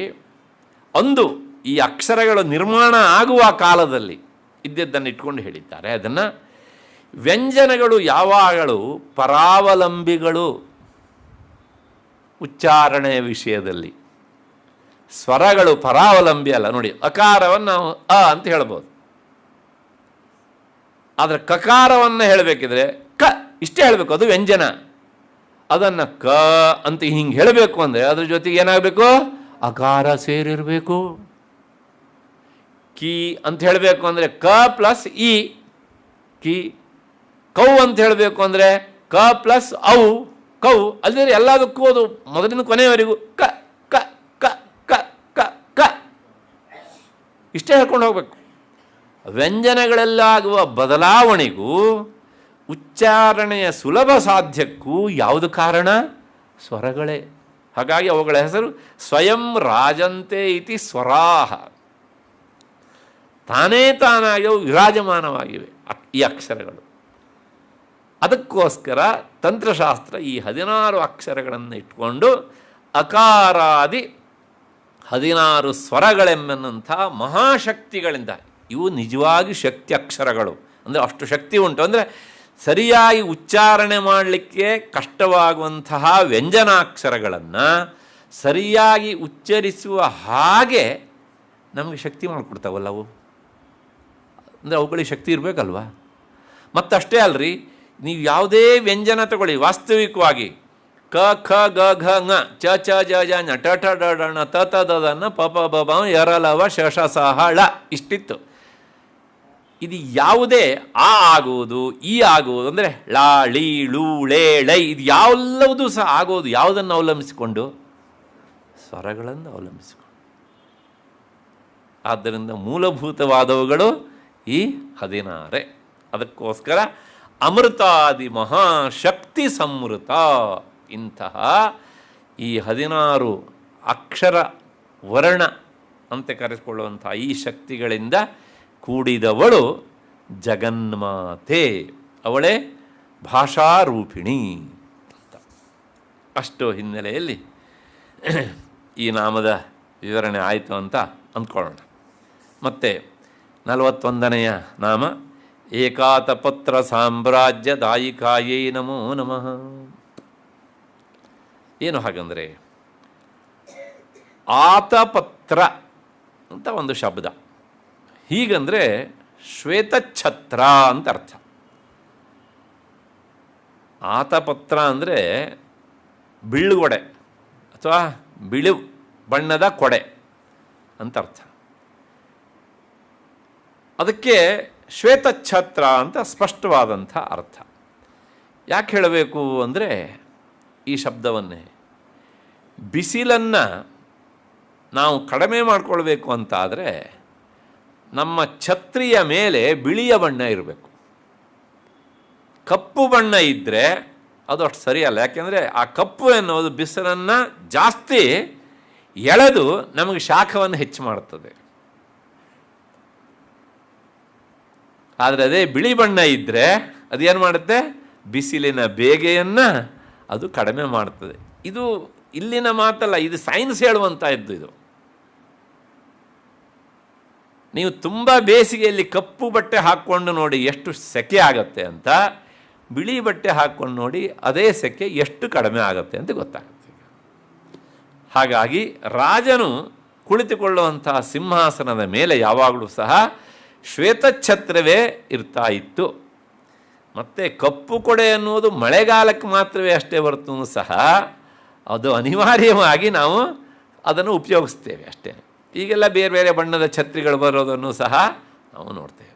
ಅದರ ಜೊತೆಗೆ ಕಪ್ಪು ಎನ್ನುವಂಥದ್ದು ಅದೊಂದು ವಿರೋಧದ ಸಂಕೇತವೂ ಹೌದು. ನಾವು ಯಾವನೋ ಒಬ್ಬ ಬೇಡದಿದ್ದ ವ್ಯಕ್ತಿ ಬಂದರೆ ಯಾವ ಬಾವುಟ ತೋರಿಸೋದ್ರಿ? ಹೌದು ತಾನೆ, ಬಿಳಿ ಬಾವುಟ ತೋರಿಸ್ತೇವಾ? ಇಲ್ಲ. ಅಷ್ಟು ಹಿನ್ನೆಲೆಯಲ್ಲಿ ಆ ಆತಪತ್ರ ಶ್ವೇತಛತ್ರ ಅದು ಹೇಗುಂಟು ಅಂತಂದರೆ, ಅದು ಏಕಾತಪತ್ರ ಸಾಮ್ರಾಜ್ಯ. ಒಂದು ದೇಶಕ್ಕೆ ಬೇರೆ ಬೇರೆ ರಾಜರುಗಳಿದ್ದರೆ ಅವನು ಸಮ್ರಾಟ್ ಅಲ್ಲ. ಅವನು ರಾಜ ಆಗ್ಬೋದು, ಕಮಿಷನರ್ ಆಗ್ಬೋದು, ಏನಾರೋ ಆಗ್ಬೋದು. ಆದರೆ ಒಂದು ದೇಶ ಒಬ್ಬನೇ ರಾಜ ಇದ್ದರೆ ಅವನೇ ಎಂಪರರ್. ರಾಜರೆಲ್ಲ ಎಂಪರರ್ ಅಲ್ಲ. ಆ ಎಂಪರರ್ ಹತ್ರ ಎಷ್ಟೋ ಜನ ರಾಜರು ಇರ್ತಾರೆ. ಜಗನ್ಮಾತೆ ಕೊಡುವಂತಹದ್ದು ಯಾವುದು ಕೇಳಿದರೆ ಏಕಾತಪತ್ರ ಸಾಮ್ರಾಜ್ಯ. ಅಂದರೆ ಒಂದು ದೇಶ, ಆ ಒಂದು ದೇಶಕ್ಕೆ ಒಂದೇ ಬಿಳಿ ಕೊಡೆ, ಅದರ ಕೆಳಗೆ ಕುಳಿತು ಸಾಮ್ರಾಜ್ಯವನ್ನು ನಡೆಸುವಂತಹ ಆ ಸಾಮ್ರಾಜ್ಯ ಪದವಿಯ ಹುದ್ದೆಯನ್ನು ತನ್ನ ಭಕ್ತನಿಗೆ ಕೊಡ್ತಾಳೆ. ಆದ್ದರಿಂದ ಅವಳು ಏಕಾತಪತ್ರ ಸಾಮ್ರಾಜ್ಯದಾಯಿಕ. ಬರೇ ಸಾಮ್ರಾಜ್ಯ ಅಲ್ಲ, ಸಮ್ರಾಟ್ ಅನ್ನೋದಕ್ಕೆ ಅರ್ಥನೇ ಎಂಪರರ್ ಅಂತ ಅರ್ಥ. ಮಹಾಭಾರತ ಕಾಲದಲ್ಲಿ ಧರ್ಮರಾಜ ರಾಜಸೂಯ ಯಾಗವನ್ನು ಮಾಡಿದ. ಆ ರಾಜಸೂಯ ಯಾಗ ಮಾಡುವವನಿಗೆ ಎಲ್ಲರೂ ಸಹ ಏನು ಮಾಡಬೇಕು? ಕಪ್ಪ ಕೊಡಬೇಕು. ಅಂದರೆ ನಾನು ನಿನ್ನ ಪರಾಕ್ರಮವನ್ನು ಮೆಚ್ಚಿಕೊಂಡಿದ್ದೇನೆ, ಹಾಗಾಗಿ ಮೆಚ್ಚಿಕೊಂಡು ನಾನು ನಿನಗೆ ಆ ಕಪ್ಪಗಾಣಿಕೆಯನ್ನು ಕೊಡ್ತಾ ಇದ್ದೇನೆ. ಯಾವನವನು ಪರಾಕ್ರಮವನ್ನು ಒಪ್ಪಿಕೊಳ್ಳೋದಿಲ್ಲೋ ಅವನು ಯುದ್ಧ ಮಾಡಬೇಕು ಅವನ ಜೊತೆಗೆ. ಇದು ನಿಯಮ ಇತ್ತು ಆ ಕಾಲದಲ್ಲಿ. ಧರ್ಮರಾಜ ಈ ರಾಜಸೂಯ ಯಾಗವನ್ನು ಮಾಡಲಿಕ್ಕೆ ಹೊರಟಾಗ ಕೃಷ್ಣನನ್ನು ಕರೆಸಿ ಅವನ ಸಜೆಷನ್ನನ್ನು ಕೇಳ್ತಾನೆ. ಕೃಷ್ಣ ಸುಮ್ಮನೆ ಧರ್ಮರಾಜನನ್ನು ಪರೀಕ್ಷೆ ಮಾಡೋಣ ಅಂಥೇಳಿ, ತುಂಬ ಸೊಗಸಾದಂಥ ಮಾತು ಮಹಾಭಾರತದಲ್ಲಿ. ನನಗೆ ಗೊತ್ತಿಲ್ಲಪ್ಪ ಅದು ಹ್ಯಾಂಗೆ ನೀ ತೀರ್ಮಾನ ಮಾಡಿದೆ. ನನ್ನ ಪ್ರಕಾರ ನಿನ್ನ ಸುತ್ತಲೂ ಇರುವಂತಹ ಶತ್ರುಗಳನ್ನು ಬಗ್ಗು ಬಡಿಯುವುದು ಅಷ್ಟು ಸುಲಭ ಅಲ್ಲ. ಅವರು ಕಪ್ಪ ಕೊಡುವುದಿಲ್ಲ. ಹಾಗಾಗಿ ನೀನು ಅಂದ್ಕೊಂಡಿದ್ದೆ ಈ ಸಮ್ರಾಟ್ ಎನ್ನುವ ಶಬ್ದ ಎಲ್ಲ ಮಾರುಕಟ್ಟೆಯಲ್ಲಿ ಸಿಗುವ ಶಬ್ದ ಅಂತ ನೀನು ಅಂದ್ಕೊಬಿಟ್ಟಿದ್ದೀಯೆ. ಗೃಹೇ ಗೃಹೇಹಿ ರಾಜಾನ ಸಮ್ರಾಟ್. ಎಲ್ಲರೂ ಮನೆಯಲ್ಲಿ ಅವರವ್ರ ಹೆಂಡತಿ ಮಕ್ಕಳಿಗೆ ಅವರವರೇ ಸಮ್ರಾಟ್. ಇವನ ಮಾತನ್ನು ಅವ್ರು ಕೇಳಿದರೆ, ಕೃಷ್ಣನ ಮಾತು ನಂದಲ್ಲ ಇದು. ನಿನ್ನ ಪರಿಸ್ಥಿತಿ ಹಾಗಾಗಬಾರ್ದಪ್ಪ. ಹಾಗಾಗಿ ನನಗನ್ಸತ್ತೆ ಇದನ್ನು ಮಾಡಲಿಕ್ಕೆ ನಿನ್ನ ಹತ್ರ ಆಗೋಲ್ಲ ಅಂದ್ಬಿಟ್ಟ ಕೃಷ್ಣ. ಸುಮ್ಮನೆ ಧರ್ಮರಾಯನ ಪರೀಕ್ಷೆ ಮಾಡೋಣ ಅಂಥೇಳಿ. ಧರ್ಮರಾಜನಿಗೆ ಕೃಷ್ಣನ ಮೇಲೆ ಎಲ್ಲಿಲ್ಲದ ವಿಶ್ವಾಸ. ಒಂದೇ ಮಾತು ಹೇಳಿದ್ದಾರೆ, ನೀನೇ ಆಗೋಲ್ಲ ಅಂತ ಕೈ ಚೆಲ್ಲಿದರೆ ನಾನು ಈ ರಾಜಸೂಯ ಯಾಗಕ್ಕೆ ಕೈ ಹಾಕುವುದಿಲ್ಲ ಅಂತ ಹೇಳ್ಬಿಟ್ಟು. ಆಗ ಕೃಷ್ಣ ಅವನನ್ನು ಬಡಿದು ಏಳಿಸ್ತಾನೆ. ನಿನಗೆ ಕಂಟಕಪ್ರಾಯರು ಇದ್ದಾರೆ, ಅವರನ್ನು ಮಟ್ಟ ಹಾಕಿದ ಹೊರತು ಸಹ ಇದಾಗುವುದಿಲ್ಲ. ಯಾರು? ಆಗ ಇದೇ ಇವತ್ತಿನ ಬಿಹಾರದವರು. ಯಾರು? ಮಗಧ ದೇಶ, ಜರಾಸಂಧ ಅಂತ. ಅವನ ಹೆಸರು ಕೇಳಿದರೆ ಆ ಕಾಲದಲ್ಲಿ ಎಲ್ಲರೂ ನಡುತ್ತಿದ್ರು. ಆ ಕಾಲದಲ್ಲಿ ಅಷ್ಟೇನು, ಈಗಲೂ ಕೆಲವು ವರ್ಷಗಳು ಹಂಗಿತ್ತು ಅದು. ಅಂದರೆ ಅವರು ಮನುಷ್ಯ ರೂಪದ ಮೃಗಗಳ ಥರ ಇರ್ತಿದ್ರು ಹೀಗೆ ಅಂತ. ಕೊನೆಗೆ ನಿನ್ನ ತಮ್ಮಂದಿರಾದ ಭೀಮಾರ್ಜುನನ್ನು ನನಗೆ ಕೊಡು, ಅವರನ್ನು ನಾನು ಮುಗಿಸಿ ಬರ್ತೇನೆ ಅಂದ ಕೃಷ್ಣ. ಧರ್ಮರಾಜ ಹೇಳ್ತಾನೆ, ನನ್ನ ರಾಜಸೂಯಾಗ ಪಕ್ಕಕ್ಕಿರಲಿ, ನನಗೆ ನನ್ನ ತಮ್ಮಂದಿರ ಪ್ರಾಣ ಕಳ್ಕೊಳ್ಳೋದಕ್ಕೆ ಇಷ್ಟ ಇಲ್ಲ, ನೀನು ಅವ್ರನ್ನ ಕರ್ಕೊಂಡು ಹೋಗೋದು ಬೇಡ, ಆ ಜರಾಸಂಧನ ಜೊತೆಗೆ ಯುದ್ಧವೂ ಬೇಡ, ನನ್ನ ತಮ್ಮಂದಿರು ಅಳಿಯೋದು ಬೇಡ, ಧರ್ಮರಾಜನಿಗೆ ತಮ್ಮಂದಿರು ಬಹಳ ಮುಖ್ಯ, ಹಾಗಾಗಿ ಬೇಡವೇ ಬೇಡ ಅಂದ್ಬಿಟ್ಟು. ಆಗ ಕೃಷ್ಣ ಹೇಳ್ತಾನೆ, ನನ್ನ ಮೇಲೆ ನಿನಗೆ ವಿಶ್ವಾಸ ಉಂಟೋ ಇಲ್ಲವೋ?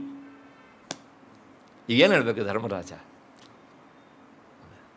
ಆಗ ಹೇಳಿದ ಮಾತು, ನಿನ್ನ ತಮ್ಮಂದಿರ ಮೈ ಮೇಲಿನ ಒಂದು ಕೂದಲು ಕೊಂಕದೇ ಇರುವಾಗಿ ವಾಪಸ್ ಕರ್ಕೊಂಡು ಬಂದು ಬಿಡ್ತೇನೆ. That is Krishna. ಅಷ್ಟೆ. ನೀನು ಈ ದೇಶದ ಸಮ್ರಾಟ್ ಆಗಬೇಕು ಅನ್ನುವುದು ನಿನ್ನ ಇಚ್ಛೆ ಅಲ್ಲ, ಅದು ನನ್ನ ಇಚ್ಛೆ. ಈ ದೇಶದಲ್ಲಿ ಧರ್ಮ ಸಾಮ್ರಾಜ್ಯ ಆಗಬೇಕು ಅಂತ. ಹಾಗಾಗಿ ಧರ್ಮರಾಜ ರಾಜಸೂಯಾಗವನ್ನು ಮಾಡಿದ. ಈ ದೇಶದ ಸಿಂಹಾಸನ ಡೆಲ್ಲಿಯಲ್ಲಿ, ಅಂದಿನ ಇಂದ್ರಪ್ರಸ್ಥ, ಇಂದಿನ ಡೆಲ್ಲಿ, ಅಲ್ಲಿ ಅದು ಪ್ರತಿಷ್ಠಿತವಾಯಿತು. ಇಂದಿಗೂ ಅಲ್ಲಿಯೇ ನಮ್ಮ ದೇಶದ ಸಿಂಹಾಸನ ಸ್ಥಿರವಾಗಿ ನಿಂತಿತು. ಕೃಷ್ಣನ ಸಂಕಲ್ಪ. ಅಲ್ಲಿ ಮೊದಲು ಆಳಿದವನು ಧರ್ಮರಾಜ. ಅಷ್ಟು ಹಿನ್ನೆಲೆಯಲ್ಲಿ ಜಗನ್ಮಾತೆ ಆರಾಧನೆ ಅಲ್ಲೂ ಸಹ ನಡೆದಿದೆ. ಹಾಗಾಗಿ ಏಕಾತ ಪತ್ರ ಸಾಮ್ರಾಜ್ಯ ದಾಯಿಕಾಯೈ ನಮೋ ನಮಃ. ಆಯಿತು, ಮುಂದಕ್ಕೆ ಬರೋಣ. ಸನಕಾದಿ ಸಮಾರಾಧ್ಯ ಪಾದುಕಾಯೈ ನಮೋ ನಮಃ. ಸನಕಾದಿ ಚತುಷ್ಟಯರಿಂದ ಆರಾಧಿಸಲ್ಪಟ್ಟಂತಹ ಪಾದುಕೆಗಳುಳ್ಳವಳು ಜಗನ್ಮಾತೆ. ಅಂದರೆ ಜಗನ್ಮಾತೆಯ ಪಾದವನ್ನು, ಆಕೆಯ ಪಾದುಕೆಗಳನ್ನು ಸನಕಾದಿ ಚತುಷ್ಟಯರು ಆರಾಧಿಸಿದ್ದಾರೆ ಅಂತ. ಸನಕಾದಿ ಚತುಷ್ಟಯರ ಬಗ್ಗೆ ಈಗಾಗಲೇ ನಾನು ಹೇಳಿದ್ದೇನೆ ಭಾಗವತದ ತೃತೀಯ ಸ್ಕಂಧವನ್ನು ಮಾಡುವಾಗ. ಅವರು ಹೇಗಿದ್ದರು ಕೇಳಿದರೆ, ಭಾಗವತ ಹೇಳುತ್ತೆ, 5 ವರ್ಷದ ಮಕ್ಕಳು ಹಾಗೆ ಇದ್ರಂತೆ ನೋಡೋದಕ್ಕೆ. ಅವರು ವಾತರಶನಾಹ, ಸಾಲದಕ್ಕೆ ದಿಗಂಬರರಾಗಿದ್ದರು. ಪುಟ್ಟ ಪುಟ್ಟ ಮಕ್ಕಳ ಆಕಾರ, ಆದರೆ ಅವರ ವಯಸ್ಸೆಷ್ಟು ಅಂತ ಯಾರಿಗೂ ಗೊತ್ತಿಲ್ಲ. ಮಹಾಜ್ಞಾನಿಗಳು ಅಂತ. ಅಂತಹ ಜ್ಞಾನಿಗಳಂತಹ ಈ ಸನಕಾದಿ ಚತುಷ್ಟಯರು ಅವರು ಜಗನ್ಮಾತೆಯನ್ನು ಕುರಿತು ಒಬ್ಬೊಬ್ಬರು ಒಂದೊಂದು ಸಂಹಿತೆ ಬರೆದಿದ್ದಾರೆ. ಸನಕ ಸಂಹಿತೆ, ಸನತ್ಕುಮಾರ ಸಂಹಿತೆ, ಸನತ್ಸುಜಾತಿಯ ಸಂಹಿತೆ, ಹೀಗೆ ಅಂಥೇಳಿ ಅಧ್ಯಾತ್ಮದ ಆ ಪರಮತತ್ವವನ್ನು ಸಾರುವಂತಹ ಗ್ರಂಥಗಳು. ಅಲ್ಲಿ ಜಗನ್ಮಾತೆಯ ವಿಚಾರವೂ ಸಹ ಬರ್ತದೆ. ಹಾಗಾಗಿ ಅವರು ಜಗನ್ಮಾತೆಯ ಆ ಮಹಿಮಾತಿಶಯವನ್ನು ವರ್ಣಿಸಿದ ಆದ್ದರಿಂದ ಅವರೆಲ್ಲರೂ ಸಹ ಆ ಸನಕಾದಿ ಚತುಷ್ಟಯರು ಜಗನ್ಮಾತೆಯನ್ನು ಗ್ರಂಥರೂಪದ ಮೂಲಕ ಆಕೆಯ ಪಾದವನ್ನು ಆರಾಧಿಸಿದಂತೆ ಆಯಿತು. ಹಾಗಾಗಿ ಸನಕಾದಿ ಸಮಾರಾಧ್ಯ ಪಾದುಕಾಯೈ ನಮೋ ನಮಃ. ನಮ್ಮಲ್ಲಿ ಮಹಾಪುರುಷರ ಪಾದ ಬೇರೆ ಅಲ್ಲ, ಪಾದುಕೆ ಬೇರೆ ಅಲ್ಲ.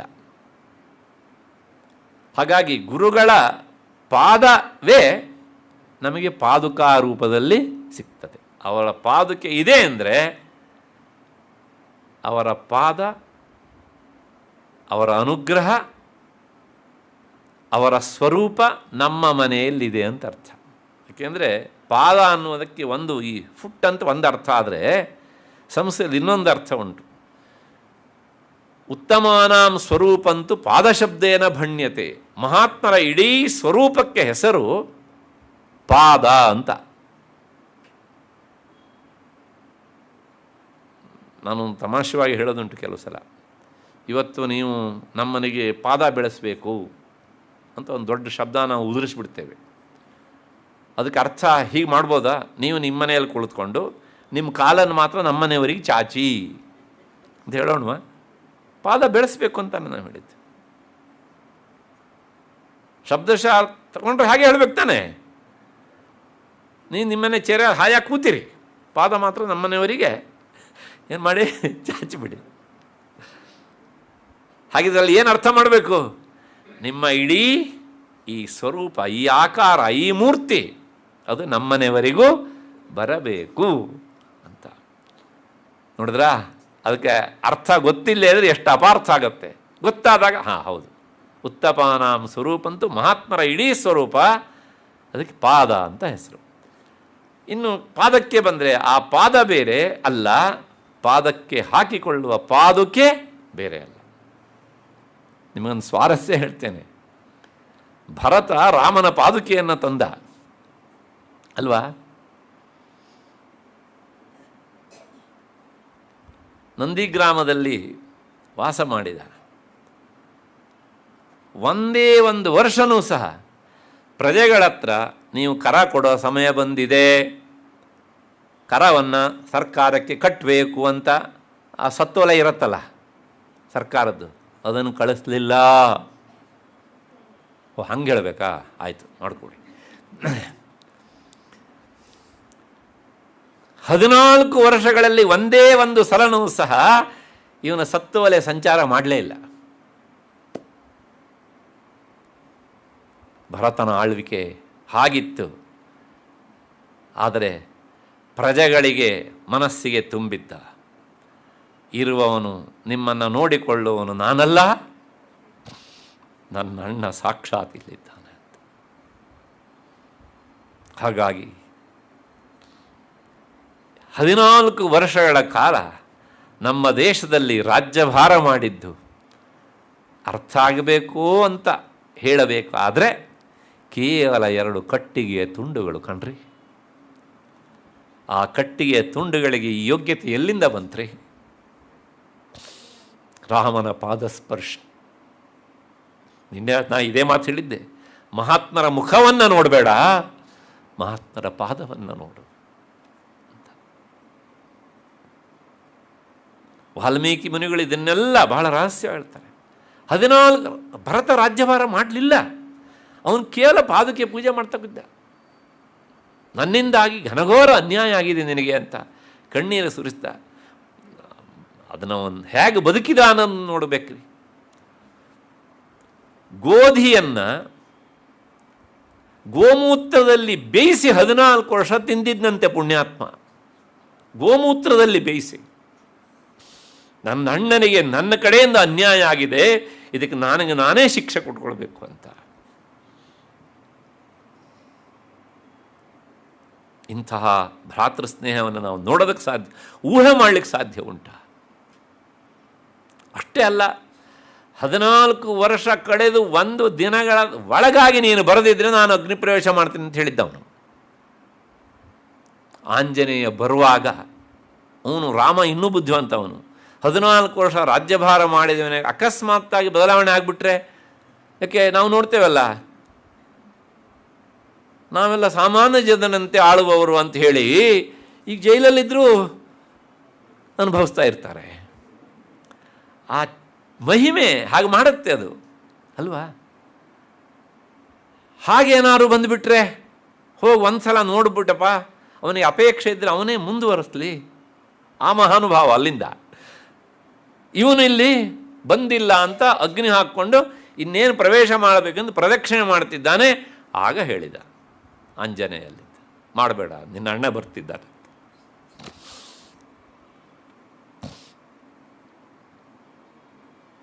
ಸ್ವಲ್ಪ ಹೊತ್ತು ಮಿಂಚು ಹೋಗಿದ್ದಿದ್ರೆ ಅಲ್ವಾ? ಇನ್ನೆಲ್ಲ ಯಾಕೆ ಹೇಳಿದೆ ಕೇಳಿದರೆ, ಸನಕಾದಿ ಸಮಾರಾಧ್ಯ ಪಾದುಕ, ಆ ಪಾದುಕೆಗೆ ಅಷ್ಟು ಶಕ್ತಿ ಉಂಟು. ಅದು ಜಗನ್ಮಾತೆಯದಿರ್ಬೋದು ಅಥವಾ ಜೀವನ್ಮುಕ್ತರಾದಂತಹ ಗುರುಗಳ ಪಾದುಕೆ ಇರಬಹುದು. ನನಗೆ ಇದನ್ನು ಹೇಳಬೇಕಿದ್ರೆ ಬೇರೆ ಬೇರೆ ಘಟನೆಗಳು ನನ್ನನ್ನು ಹೇಳು ಅಂತ ಜ್ಞಾಪಿಸ್ತಾವೆ. ಆದರೆ ಮುಖ್ಯ ನಾಮಗಳು ಇನ್ನೂ ತುಂಬ ನೀನು ನಾಮಗಳನ್ನು ಹೇಳಬೇಕು ಅಂತ ಮತ್ತೆ ಇವೂ ಸಹ ಆಗ್ರಹಿಸ್ತವೆ. ಹಾಗಾಗಿ ಇಬ್ಬಂದಿತನದಲ್ಲಿ ಸಿಕ್ಕಿ ಈ ನಾಮದ ವಿವರಣೆ ಇಲ್ಲಿಗೆ ನಿಲ್ಲಿಸಿ ಮುಂದಿನ ನಾಮಕ್ಕೆ ಹೋಗೋಣ. ದೇವರ್ಷಿಭಿಸ್ತು ಯಮಾನ ವೈಭವಾಯೈ ನಮೋ ನಮಃ. ದೇವಋಷಿ ನಾರದ ಅಂತ ಅರ್ಥ. ನಾರದಾದಿ ದೇವಋಷಿಗಳಿಂದ ಸ್ತುತಿಸಲ್ಪಡುವ ವೈಭವ ಉಳ್ಳವಳು. ಜಗನ್ಮಾತೆಯ ಮಹಿಮಾತಿಶಯವನ್ನು ಎಲ್ಲ ಭಕ್ತರೂ ಸಹ ಕೊಂಡಾಡಿದ್ದಾರೆ. ನಮ್ಮಲ್ಲಿ ಕೆಲವು ಜನರಿಗೆ ಒಂದು ಅಭಿಪ್ರಾಯ ಉಂಟು, ನಾರದರು ಕೇವಲ ವಿಷ್ಣುವಿನ ಮಾತ್ರ ಭಕ್ತರು ಅಂತ. ಅಲ್ಲ, ಅವರು ತಾನು ವೈಷ್ಣವ ಭಕ್ತ ಅಂತ ಎಲ್ಲೂ ಬೋರ್ಡ್ ಹಾಕ್ಕೊಂಡಿಲ್ಲ, ತಾನೊಬ್ಬ ಭಕ್ತ ಅಷ್ಟೇನೆ. ಹಾಗಾಗಿ ಜಗನ್ಮಾತೆಯ ಮಹಿಮಾತಿಶಯವನ್ನೂ ಸಹ ಅವರು ಸಾಕಷ್ಟು ತಮ್ಮ ಕೀರ್ತನೆಗಳಲ್ಲಿ ಹೇಳಿದ್ದಾರೆ. ಹಾಗಾಗಿ ಅವರು ಆ ಜಗನ್ಮಾತೆಯನ್ನು ಸ್ತುತಿಸಿದ್ದರಿಂದ ದೇವರ್ಷಿಭಿಸ್ತೂಯಮಾನ ವೈಭವ ಯೈ ನಮೋ ನಮಃ ಎನ್ನುವಂಥದ್ದು ಈ ನಾಮದ ವಿವರಣೆ ಆಯಿತು. ಈ ನಾಮದ ವಿವರಣೆ ಯಾಕೆಂದರೆ ನಾರದರು ಭಕ್ತಿಶಾಸ್ತ್ರದಲ್ಲಿ ಆ ಪರತತ್ವದ ವಿವರಣೆಯನ್ನೆಲ್ಲ ಸಾಕಷ್ಟು ಹೇಳಿದ್ದಾರೆ. ಮತ್ತು ನಾನು ಸಹ ಲಲಿತಾ ಸಹಸ್ರನಾಮದ ವ್ಯಾಖ್ಯಾನದ ಸಂದರ್ಭದಲ್ಲಿ ತಿಳಿಸಿದ್ದೇನೆ. ಮತ್ತು ಮುಂದಿನ ನಾಮಕ್ಕೆ ಹೋಗೋಣ. ಕಲಶೋದ್ಭವ ದುರ್ವಾಸ ಪೂಜಿತಾಯೈ ನಮೋ ನಮಃ. ಕಲಶೋದ್ಭವ ದುರ್ವಾಸ ಇವರಿಂದ ಪೂಜಿತಳಾದವಳು. ಕಲಶದಲ್ಲಿ ಹುಟ್ಟಿದವನು ಯಾರಪ್ಪ? ಕುಂಭ ಸಂಭವ ಅವರೇ. ಯಾರು? ಅಗಸ್ತ್ಯರು, ಹೌದು ತಾನೆ. ಮತ್ತು ಇನ್ನೊಬ್ಬರು ದೂರ್ವಾಸ ಅಲ್ಲ ದುರ್ವಾಸ ಅಂತ. ಕ್ರಿಸ್ತನ್ನೇ ಎಲ್ಲ ಕಡೆಗೂ ಸಹ ನಾವು ನೋಡ್ತೇವೆ. ಹಾಗಾಗಿ ಕಲಶೋದ್ಭವ ಮತ್ತು ದುರ್ವಾಸರಿಂದ ಪೂಜಿತರಾದವಳು. ಅಗಸ್ತ್ಯರು, ನಾನು ತ್ರಿಶತಿಯ ಉಪಸಂಹಾರ ಮಾಡಬೇಕಿದ್ರೆ ಅವ್ರ ಬಗ್ಗೆ ಸುದೀರ್ಘವಾಗಿ ಹೇಳಿದ್ದೇನೆ ಹೀಗೆ ಅಂತ. ಅವರೇನು ಸಾಮರ್ಥ್ಯ ಏನು ಇಷ್ಟು ಅಂತ ನಾವು ವರ್ಣನೆ ಮಾಡಲಿಕ್ಕೆ ಸಾಧ್ಯ ಇಲ್ಲ. ಮೇರುವನ್ನು ಸ್ತಂಭನ ಮಾಡಿದವರು ಅವರು. ಅದಾದಮೇಲೆ ಸಮುದ್ರವನ್ನು ಆಪೋಷಣ ತೆಗೆದುಕೊಂಡವರು. ಇಂಥವರಿಗೂ ಸಹ ಹೇಳೋ ಬೇಡೋ ಅಂತ ಹಯಗ್ರೀವ ಗುರು ಕಾಯ್ತಿದ್ದ. ಯಾಕೆಂದರೆ ಜಗನ್ಮಾತೆಯ ಅನುಮತಿ ಸಿಗಲಿಲ್ಲ ಅಂತ. ಕೊನೆಗೆ ಜಗನ್ಮಾತೆಯೇ ಅವನಿಗೆ ಹೇಳಬೇಕು ಅಂತ ಅಪ್ಪಣೆ ಕೊಡಿಸಿ ಆದ ಮೇಲೆ ಹಯಗ್ರೀವ ಗುರು ಅಗಸ್ತ್ಯರಿಗೆ ಆಕೆಯ ಮಹಿಮೆಯನ್ನು ತಿಳಿಸಿ ಕೊಟ್ಟಿದ್ದನ್ನು ನಾವು ನೋಡಿದ್ದೇವೆ. ಹಾಗಾಗಿ ಕಲಶೋದ್ಭವ ಅಗಸ್ತ್ಯ ಮತ್ತು ದೂರ್ವಾಸರು ಜಗನ್ಮಾತೆಯ ಪ್ರಸಿದ್ಧರಾದಂತಹ ಉಪಾಸಕರಲ್ಲಿ ದೂರ್ವಾಸರು ಸಹ ಒಬ್ಬರು. ಜಗನ್ಮಾತೆಯನ್ನು ಕುರಿತು ತಂತ್ರಶಾಸ್ತ್ರದ ಹಿನ್ನೆಲೆಯಲ್ಲಿ ಅದ್ಭುತವಾದ ಗ್ರಂಥವನ್ನು ಬರೆದಿದ್ದಾರೆ ಅವರು. ನಮಗೆ ದೂರ್ವಾಸರು ಮುಂಗೋಪಿ ಅನ್ನೋದು ಇಷ್ಟೇ ಗೊತ್ತು, ನಮಗೆ ಅವರ ಕಾಂಟ್ರಿಬ್ಯೂಷನ್ ಅನ್ನೋದು ನಮಗೆ ಗೊತ್ತೇ ಇಲ್ಲ ಈಗ. ಹಾಗಾಗಿ ತಂತ್ರಶಾಸ್ತ್ರದ ಹಿನ್ನೆಲೆಯಲ್ಲಿ ಬಹಳ ಸುಂದರವಾದಂತಹ ಎಲ್ಲ ವಿವರಣೆಯನ್ನು ಕೊಡ್ತಾ ತನ್ನ ಮೂಲಕ ಜಗನ್ಮಾತೆಯನ್ನು ಅವರು ಸ್ತುತಿಸಿದ್ದಾರೆ. ಯಾಕೆಂದರೆ 14 ಪ್ರಸಿದ್ಧ ಉಪಾಸಕರಲ್ಲಿ ದೂರ್ವಾಸರು ಸಹ ಒಬ್ಬರು. ಹಾಗಾಗಿ ಈ ಅಗಸ್ತ್ಯ ಮತ್ತು ದೂರ್ವಾಸ ಇವರಿಬ್ಬರಿಂದಲೂ ಸಹ ಆರಾಧಿತಳಾದವಳು ಅಂತ. ಅಂದರೆ ಈ ಇಬ್ಬರಿಂದ ಆರಾಧಿತಳಾದವಳು ಅಂತ ಹೇಳಿದ್ರಿಂದ ಬೇರೆಯವರು ಆಕೆಯನ್ನು ಆರಾಧಿಸಲಿಲ್ಲ ಅಂತ ಅರ್ಥ ಅಲ್ಲ. ಈ ನಾಮದಲ್ಲಿ ಪ್ರಸಿದ್ಧರಾದ ಅವರಿಬ್ಬರ ಹೆಸರನ್ನು ಹೇಳಲಾಗಿದೆ ಅಷ್ಟೇ. ಆಯಿತು. ಮತ್ತು ಮುಂದಿನ ನಾಮ ಮತ್ತೇಭವಕ್ತ್ರ ಷಡ್ವಕ್ತ್ರ ವತ್ಸಲಾಯೈ ನಮೋ ನಮಃ. ವತ್ಸಲಾಯೈ ನಮೋ ನಮಃ. ಅರ್ಥ ಆಗೋದಿಲ್ಲ, ಇನ್ನೊಂದ್ಸಲ ಹೇಳ್ತಾನೆ. ಮತ್ತೇಭವಕ್ತ್ರ ಷಡ್ವಕ್ತ್ರ ವತ್ಸಲಾಯೈ ನಮೋ ನಮಃ. ಇಭ ಅಂದರೆ ಆನೆ. ಮದೋನ್ಮತ್ತವಾದ ಇಭವೇ ಮತ್ತೇಭ. ಯಾರಪ್ಪ? ಗಜಾನನ, ಗಣೇಶ. ಮತ್ತೇಭ ವಕ್ತ್ರ ಅಂದರೆ ಮುಖ. ಅಂದರೆ ಮದೋನ್ಮತ್ತವಾದಂತಹ ಆ ಗಜಮುಖದವನು ಯಾರು ಅಂದರೆ ಅವನೇ ಗಜಮುಖನೇ, ಗಣಪತಿ ಅಂತ ಅರ್ಥ. ಅವನು ಇಭವಕ್ತ್ರ. ಅವನು ತಮ್ಮ ಎಷ್ಟು ಮುಖದವನು? ಷಡ್ವಕ್ತ್ರ. ಹೌದು ತಾನೆ? 6 ಮುಖದವನು. ಯಾರು? ಷಣ್ಮುಖ. ಅದನ್ನು ಷಣ್ಮುಖ ಅಂತಲೇ ಹೇಳಬೇಕು, ಷಣ್ಮುಖ ಅಂತ ಹೇಳಬಾರ್ದು. ಯಾಕೆ ಹೇಳಿದೆ ಅಂದರೆ ನಮ್ಮಲ್ಲಿ ಈ ಶ ಮತ್ತು ಸ ಈ 3 ಅಕ್ಷರಗಳಿದ್ದಾವಲ್ಲ, ಸಾಯೋ ಮೊದಲನೇ ದಿವಸವರೆಗೂ ಕನ್ಫ್ಯೂಷನ್ನೇ ನಮಗೆ. ಯಾಕ್ರಿ ಹಿಂಗೆ ಕನ್ಫ್ಯೂಷನ್ ಅಂದರೆ ಪಾಠ ಹೇಳ್ಕೊಡೋ ಮೇಸ್ಟ್ರುಗಳಿಗೆ ಕನ್ಫ್ಯೂಷನ್ನು. ಅವರೇ ಹೇಳ್ತಾರೆ ಮಕ್ಕಳಿಗೆ ಪಾಠ ಹೇಳ್ಬೇಕಾದ್ರೆ, ಹೊಟ್ಟೆ ಸಿಗದು ಶಕಾರ ಕಣಯ್ಯ, ಹೊಟ್ಟೆ ಸಿಗದು ಶಕಾರ ಹೇಳಬೇಕು. ಶಕಾರ ಹೇಳು ಅಂದರೆ ಶಕಾರ ಅಲ್ವೋ, ಸಕಾರ. ಶಾಲೆ ಅಲ್ಲ, ಸಾಲೆ. ಇಂಥವ್ರ ಹತ್ರ ಕಲ್ತ್ರೆ ಇನ್ನೇನಾಗೋದು ನಾವು ಅಲ್ವಾ? ಹಾಗಾಗಿ ಶ ಸ ಬಂತು ಅಂದರೆ ಯಾವುದನ್ನು ಹೇಗೆ ಉಚ್ಚಾರ ಮಾಡಬೇಕು ಅಂತಲೇ ಗೊತ್ತಿಲ್ಲ. ನಮ್ಮಲ್ಲಿ ಎಲ್ಲ ಅಕ್ಷರಗಳು ಎಲ್ಲೆಲ್ಲಿ ಹುಟ್ಟುತ್ತೇವೆ ಅನ್ನೋದನ್ನು ಕರಾರುವಾಕ್ಕಾಗಿ ಪಾಣಿನಿ ಮಹರ್ಷಿ ಬರೆದಿಟ್ಟ. ಪಾಪ ಕನ್ನಡ ಭಾಷೆಯ ಪಂಡಿತರು ಇದೆಲ್ಲ ಕನ್ನಡದೇ ಅಂತ ಅಂದ್ಕೊಬಿಟ್ಟಿದ್ದಾರೆ. ಕನ್ನಡದಲ್ಲಿ ವರ್ಣಗಳು ಎಲ್ಲಿ ಹುಟ್ಟುತ್ತವೆ ಅನ್ನೋದಕ್ಕೆ ವ್ಯವಸ್ಥೆ ಇಲ್ಲ. ಕೇಶಿರಾಜ್ ಹೇಳಿದ, ಅವ್ರು ಹೇಳಿದ್ದು ಅವನಿಗೆ ಇವರಿಗೆ ಅರ್ಥ ಆಗೋದಿಲ್ಲ, ಹಂಗೆ ಹೇಳಿದ್ದ. ಅವನು ಹೇಳಿದ್ದಕ್ಕೂ ಕಾರಣ ಸಂಸ್ಕೃತವೇ ಹಿನ್ನೆಲೆ. ಹಾಗಾಗಿ ಶಕಾರ ಎಲ್ಲಿ ಹುಟ್ಟತ್ತೆ? ಬಾಯಿಯಲ್ಲಿ. ಒಂದೇ ಬಾಯಿ ಇರೋದಾದರೂ ಸಹ ಅಕ್ಷರಗಳು ಹುಟ್ಟುವಂಥ ಸ್ಥಳಗಳು ಬೇರೆ ಬೇರೆ. ಶಕಾರ ಹುಟ್ಟುವುದೆಲ್ಲಿ, ಸಕಾರ ಹುಟ್ಟುವುದೆಲ್ಲಿ, ಅದಕ್ಕೋಸ್ಕರನೇ ಅದನ್ನು ಬೇರ್ಪಡಿಸಬೇಕಿದ್ರೆ ವ್ಯವಸ್ಥೆ ಮಾಡಿಬಿಟ್ಟಿದ್ದಾರೆ. ಶಕಾರ ಅಂತಂದರೆ ತಾಲವ್ಯ ಅಂತ, ಮತ್ತು ಶಕಾರ ಮೂರ್ಧನ್ಯ, ಸಕಾರ ಸತ್ವ ಅಂದ್ಬಿಟ್ರು, ಅಷ್ಟೇ, ಮುಗಿದಾಯ್ತು. ಯಾಕೆ? ಶಕಾರ ತಾಲವ್ಯ ಅಂದರೆ, ತಾಲು ಅಂದರೆ ಆ ಅಕ್ಷರ ಹುಟ್ಟಬೇಕಿದ್ರೆ ನಾಲಿಗೆ ನಮ್ಮ ಈ ಮೇಲ್ಪಂಕ್ತಿ ಇದೆಯಲ್ಲ ಹಲ್ಲು, ಅದರ ಬುಡದಲ್ಲಿ ಸ್ಪರ್ಶ ಆಗಬೇಕು. ಮನೆಯಲ್ಲಿ ಹೋಗಿ ನೋಡಿ, ಇಲ್ಲಿ ನೋಡಿಬಿಡಿ ಮತ್ತೆ, ಯಾಕೆಂದರೆ ಇಲ್ಲೇ ಪ್ರಯೋಗ ಮಾಡಲಿಕ್ಕೆ ಶುರು ಮಾಡಿಬಿಟ್ರೆ ಹಾಗೆ ನಾಲಿಗೆ ಸ್ಪರ್ಶ ಆದಾಗ ಮಾತ್ರ ಆ ಅಕ್ಷರ ಏನಾಗುತ್ತೆ? ಹುಟ್ಟತ್ತೆ. ಅದಕ್ಕೋಸ್ಕರ ಅದನ್ನು ತಾಲವ್ಯ ಅಂತ ಕರೆದರು, ಶ ಅಂತ. ಎರಡನೇದು ಮೂರ್ಧನ್ಯ, ನಾಲಿಗೆ ಫೋಲ್ಡ್ ಆಗಬೇಕು. ಫೋಲ್ಡ್ ಆಗಿ ಅದು ನೆತ್ತಿಯ ನೇರಕ್ಕೆ ಬರಬೇಕು. ಮೂರ್ಧ ಅಂದರೆ ನೆತ್ತಿ, ತಲೆ. ಹಾಗೆ ಅದು ಫೋಲ್ಡ್ ಆಗಿ ಅಲ್ಲಿ ಗಾಳಿಯ ಹೊಡೆತದಿಂದ ಹುಟ್ಟುವ ಅಕ್ಷರ ಅದು ಶಕಾರ, ಮೂರ್ಧನ್ಯ. ಆಮೇಲೆ ಸಕಾರ, ನಾಲಿಗೆ ಅಕ್ಕಪಕ್ಕ ಈ ಎರಡು ಭಾಗಗಳು ಸಹ ಪಂಕ್ತಿಗೆ ತಾಗಿದರೆ ಸಾಕು. ಅಷ್ಟು ಹಿನ್ನೆಲೆಯಲ್ಲಿ ಯಾಕಂತೂ ಇದು ಷಡ್ವಕ್ತ್ರ ಅಂತ ಹೇಳಬೇಕೆ ಅಷ್ಟೇ ಹೊರ್ತನೋ ಷಡ್ವಕ್ತ್ರ ಅಂತ ಹೇಳಬಾರ್ದು. ಅಷ್ಟು ಹಿನ್ನೆಲೆಯಲ್ಲಿ ಮತ್ತೆ ಭವಕ್ತ್ರ ಷಡ್ವಕ್ತ್ರ ಇವರಿಬ್ಬರೂ ಸಹ ಜಗನ್ಮಾತೆಯ ಮಕ್ಕಳು. ಅವರ ಮೇಲೆ ವತ್ಸಲ, ತುಂಬ ಪ್ರೀತಿ ಉಳ್ಳವಳು.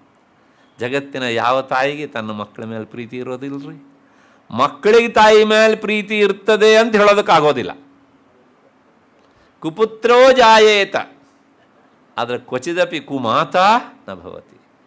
ಹುಟ್ಟಬಹುದಲ್ಲ ಕೆಟ್ಟ ಮಗುವು ಅಲ್ವಾ, ಆದರೆ ಹುಟ್ಟೀತೆ ಕೆಟ್ಟ ತಾಯಿ ಅಲ್ಲ. ನೀವು ಹೇಳ್ಬೋದು, ರಾಮಾಯಣದಲ್ಲಿ ಇದ್ಲಲ್ಲ ಸಾರ್ ಕೈಕೇಯಿ ಅಲ್ವಾ, ಸುಮ್ಮನೆ ಅವಳು ಕೆಟ್ಟವಳಲ್ಲ. ಒಂದು ತಾಯಿಯಾಗಿ ತನ್ನ ಮಗನಿಗೆ ರಾಜ್ಯ ಸಿಗಬೇಕು ಅಂತ ಅಪೇಕ್ಷೆ ಪಡೋದು ತಾಯ್ತನದ ಸ್ವಭಾವ ಅಂತ ಹೇಳಿದಿರೋ ಅಥವಾ ಕೆಟ್ಟ ಸ್ವಭಾವ ಅಂತೀರ? ನೋಡಿದ್ರ? ಹಾಗಾಗಿ ಪ್ರಶ್ನೆ ಹಾಗೆ, ಹುಟ್ಟಬಹುದಲ್ಲ ಕೆಟ್ಟ ಮಗುವು, ಸಿಕ್ಕೀತೆ ಕೆಟ್ಟ ತಾಯಿ, ಹುಟ್ಟೀತೆ ಕೆಟ್ಟ ತಾಯಿ. ಆ ಕೆಟ್ಟತನ ಇದ್ದರೆ ಅಲ್ಲಿ ತಾಯ್ತನವೇ ಇಲ್ಲ. ಆದ್ದರಿಂದ ಮತ್ತೆ ಭವಕ್ತ್ರ ಷಡ್ವಕ್ತ್ರ ವತ್ಸಲಾಯೇ ನಮೋ ನಮಃ. ಏನು ಹೇಳ್ದಂಗಾಯಿತು ಅಂದರೆ, ಗಜಾನನ ಮತ್ತು ಷಡಾನನರಿಗೆ ಅತ್ಯಂತ ಪ್ರೀತಿಪಾತ್ರಳಾದವಳು ಅಷ್ಟೇ. ಮುಂದಿನ ನಾಮ 46ನೇದು, ಚಕ್ರರಾಜ ಮಹಾಯಂತ್ರ ಮಧ್ಯವೃತ್ಯೈ ನಮೋ ನಮಃ.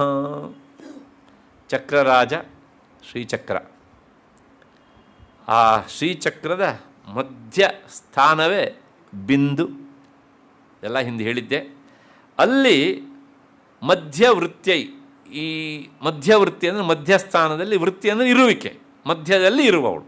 ಅದು ಶ್ರೀಚಕ್ರದ ಮಧ್ಯೆಯಲ್ಲಿ ಬಿಂದು, ಅಲ್ಲಿ ಅವಳು ವಾಸ ಮಾಡಿದ್ದಾಳೆ ಅಂತ. ಆ ಬಿಂದುವಿನ ಬಗ್ಗೆ ನಾನು ತುಂಬ ವಿಸ್ತೃತವಾಗಿ ಹೇಳಿದ್ದೇನೆ. ಅದನ್ನು ಹೇಳಬೇಕಿದ್ರೆ ಬಿಂದು ಬೇರೆ ಅಲ್ಲ, ವೃತ್ತ ಬೇರೆಯಲ್ಲ ಅಂತ. ಬಿಂದುವಿನ ಹರವು ವೃತ್ತ, ವೃತ್ತದ ಸಂಕ್ಷೇಪ ರೂಪವೇ ಬಿಂದು ಅಂತ. ಅಷ್ಟು ಹಿನ್ನೆಲೆಯಲ್ಲಿ ಈ ನಾಮದ ಬಗ್ಗೆ ಒಂದು ಸಣ್ಣ ವಿವರಣೆ ಕೊಟ್ಟು ನಿಲ್ಲಿಸಿಬಿಡ್ತೇನೆ.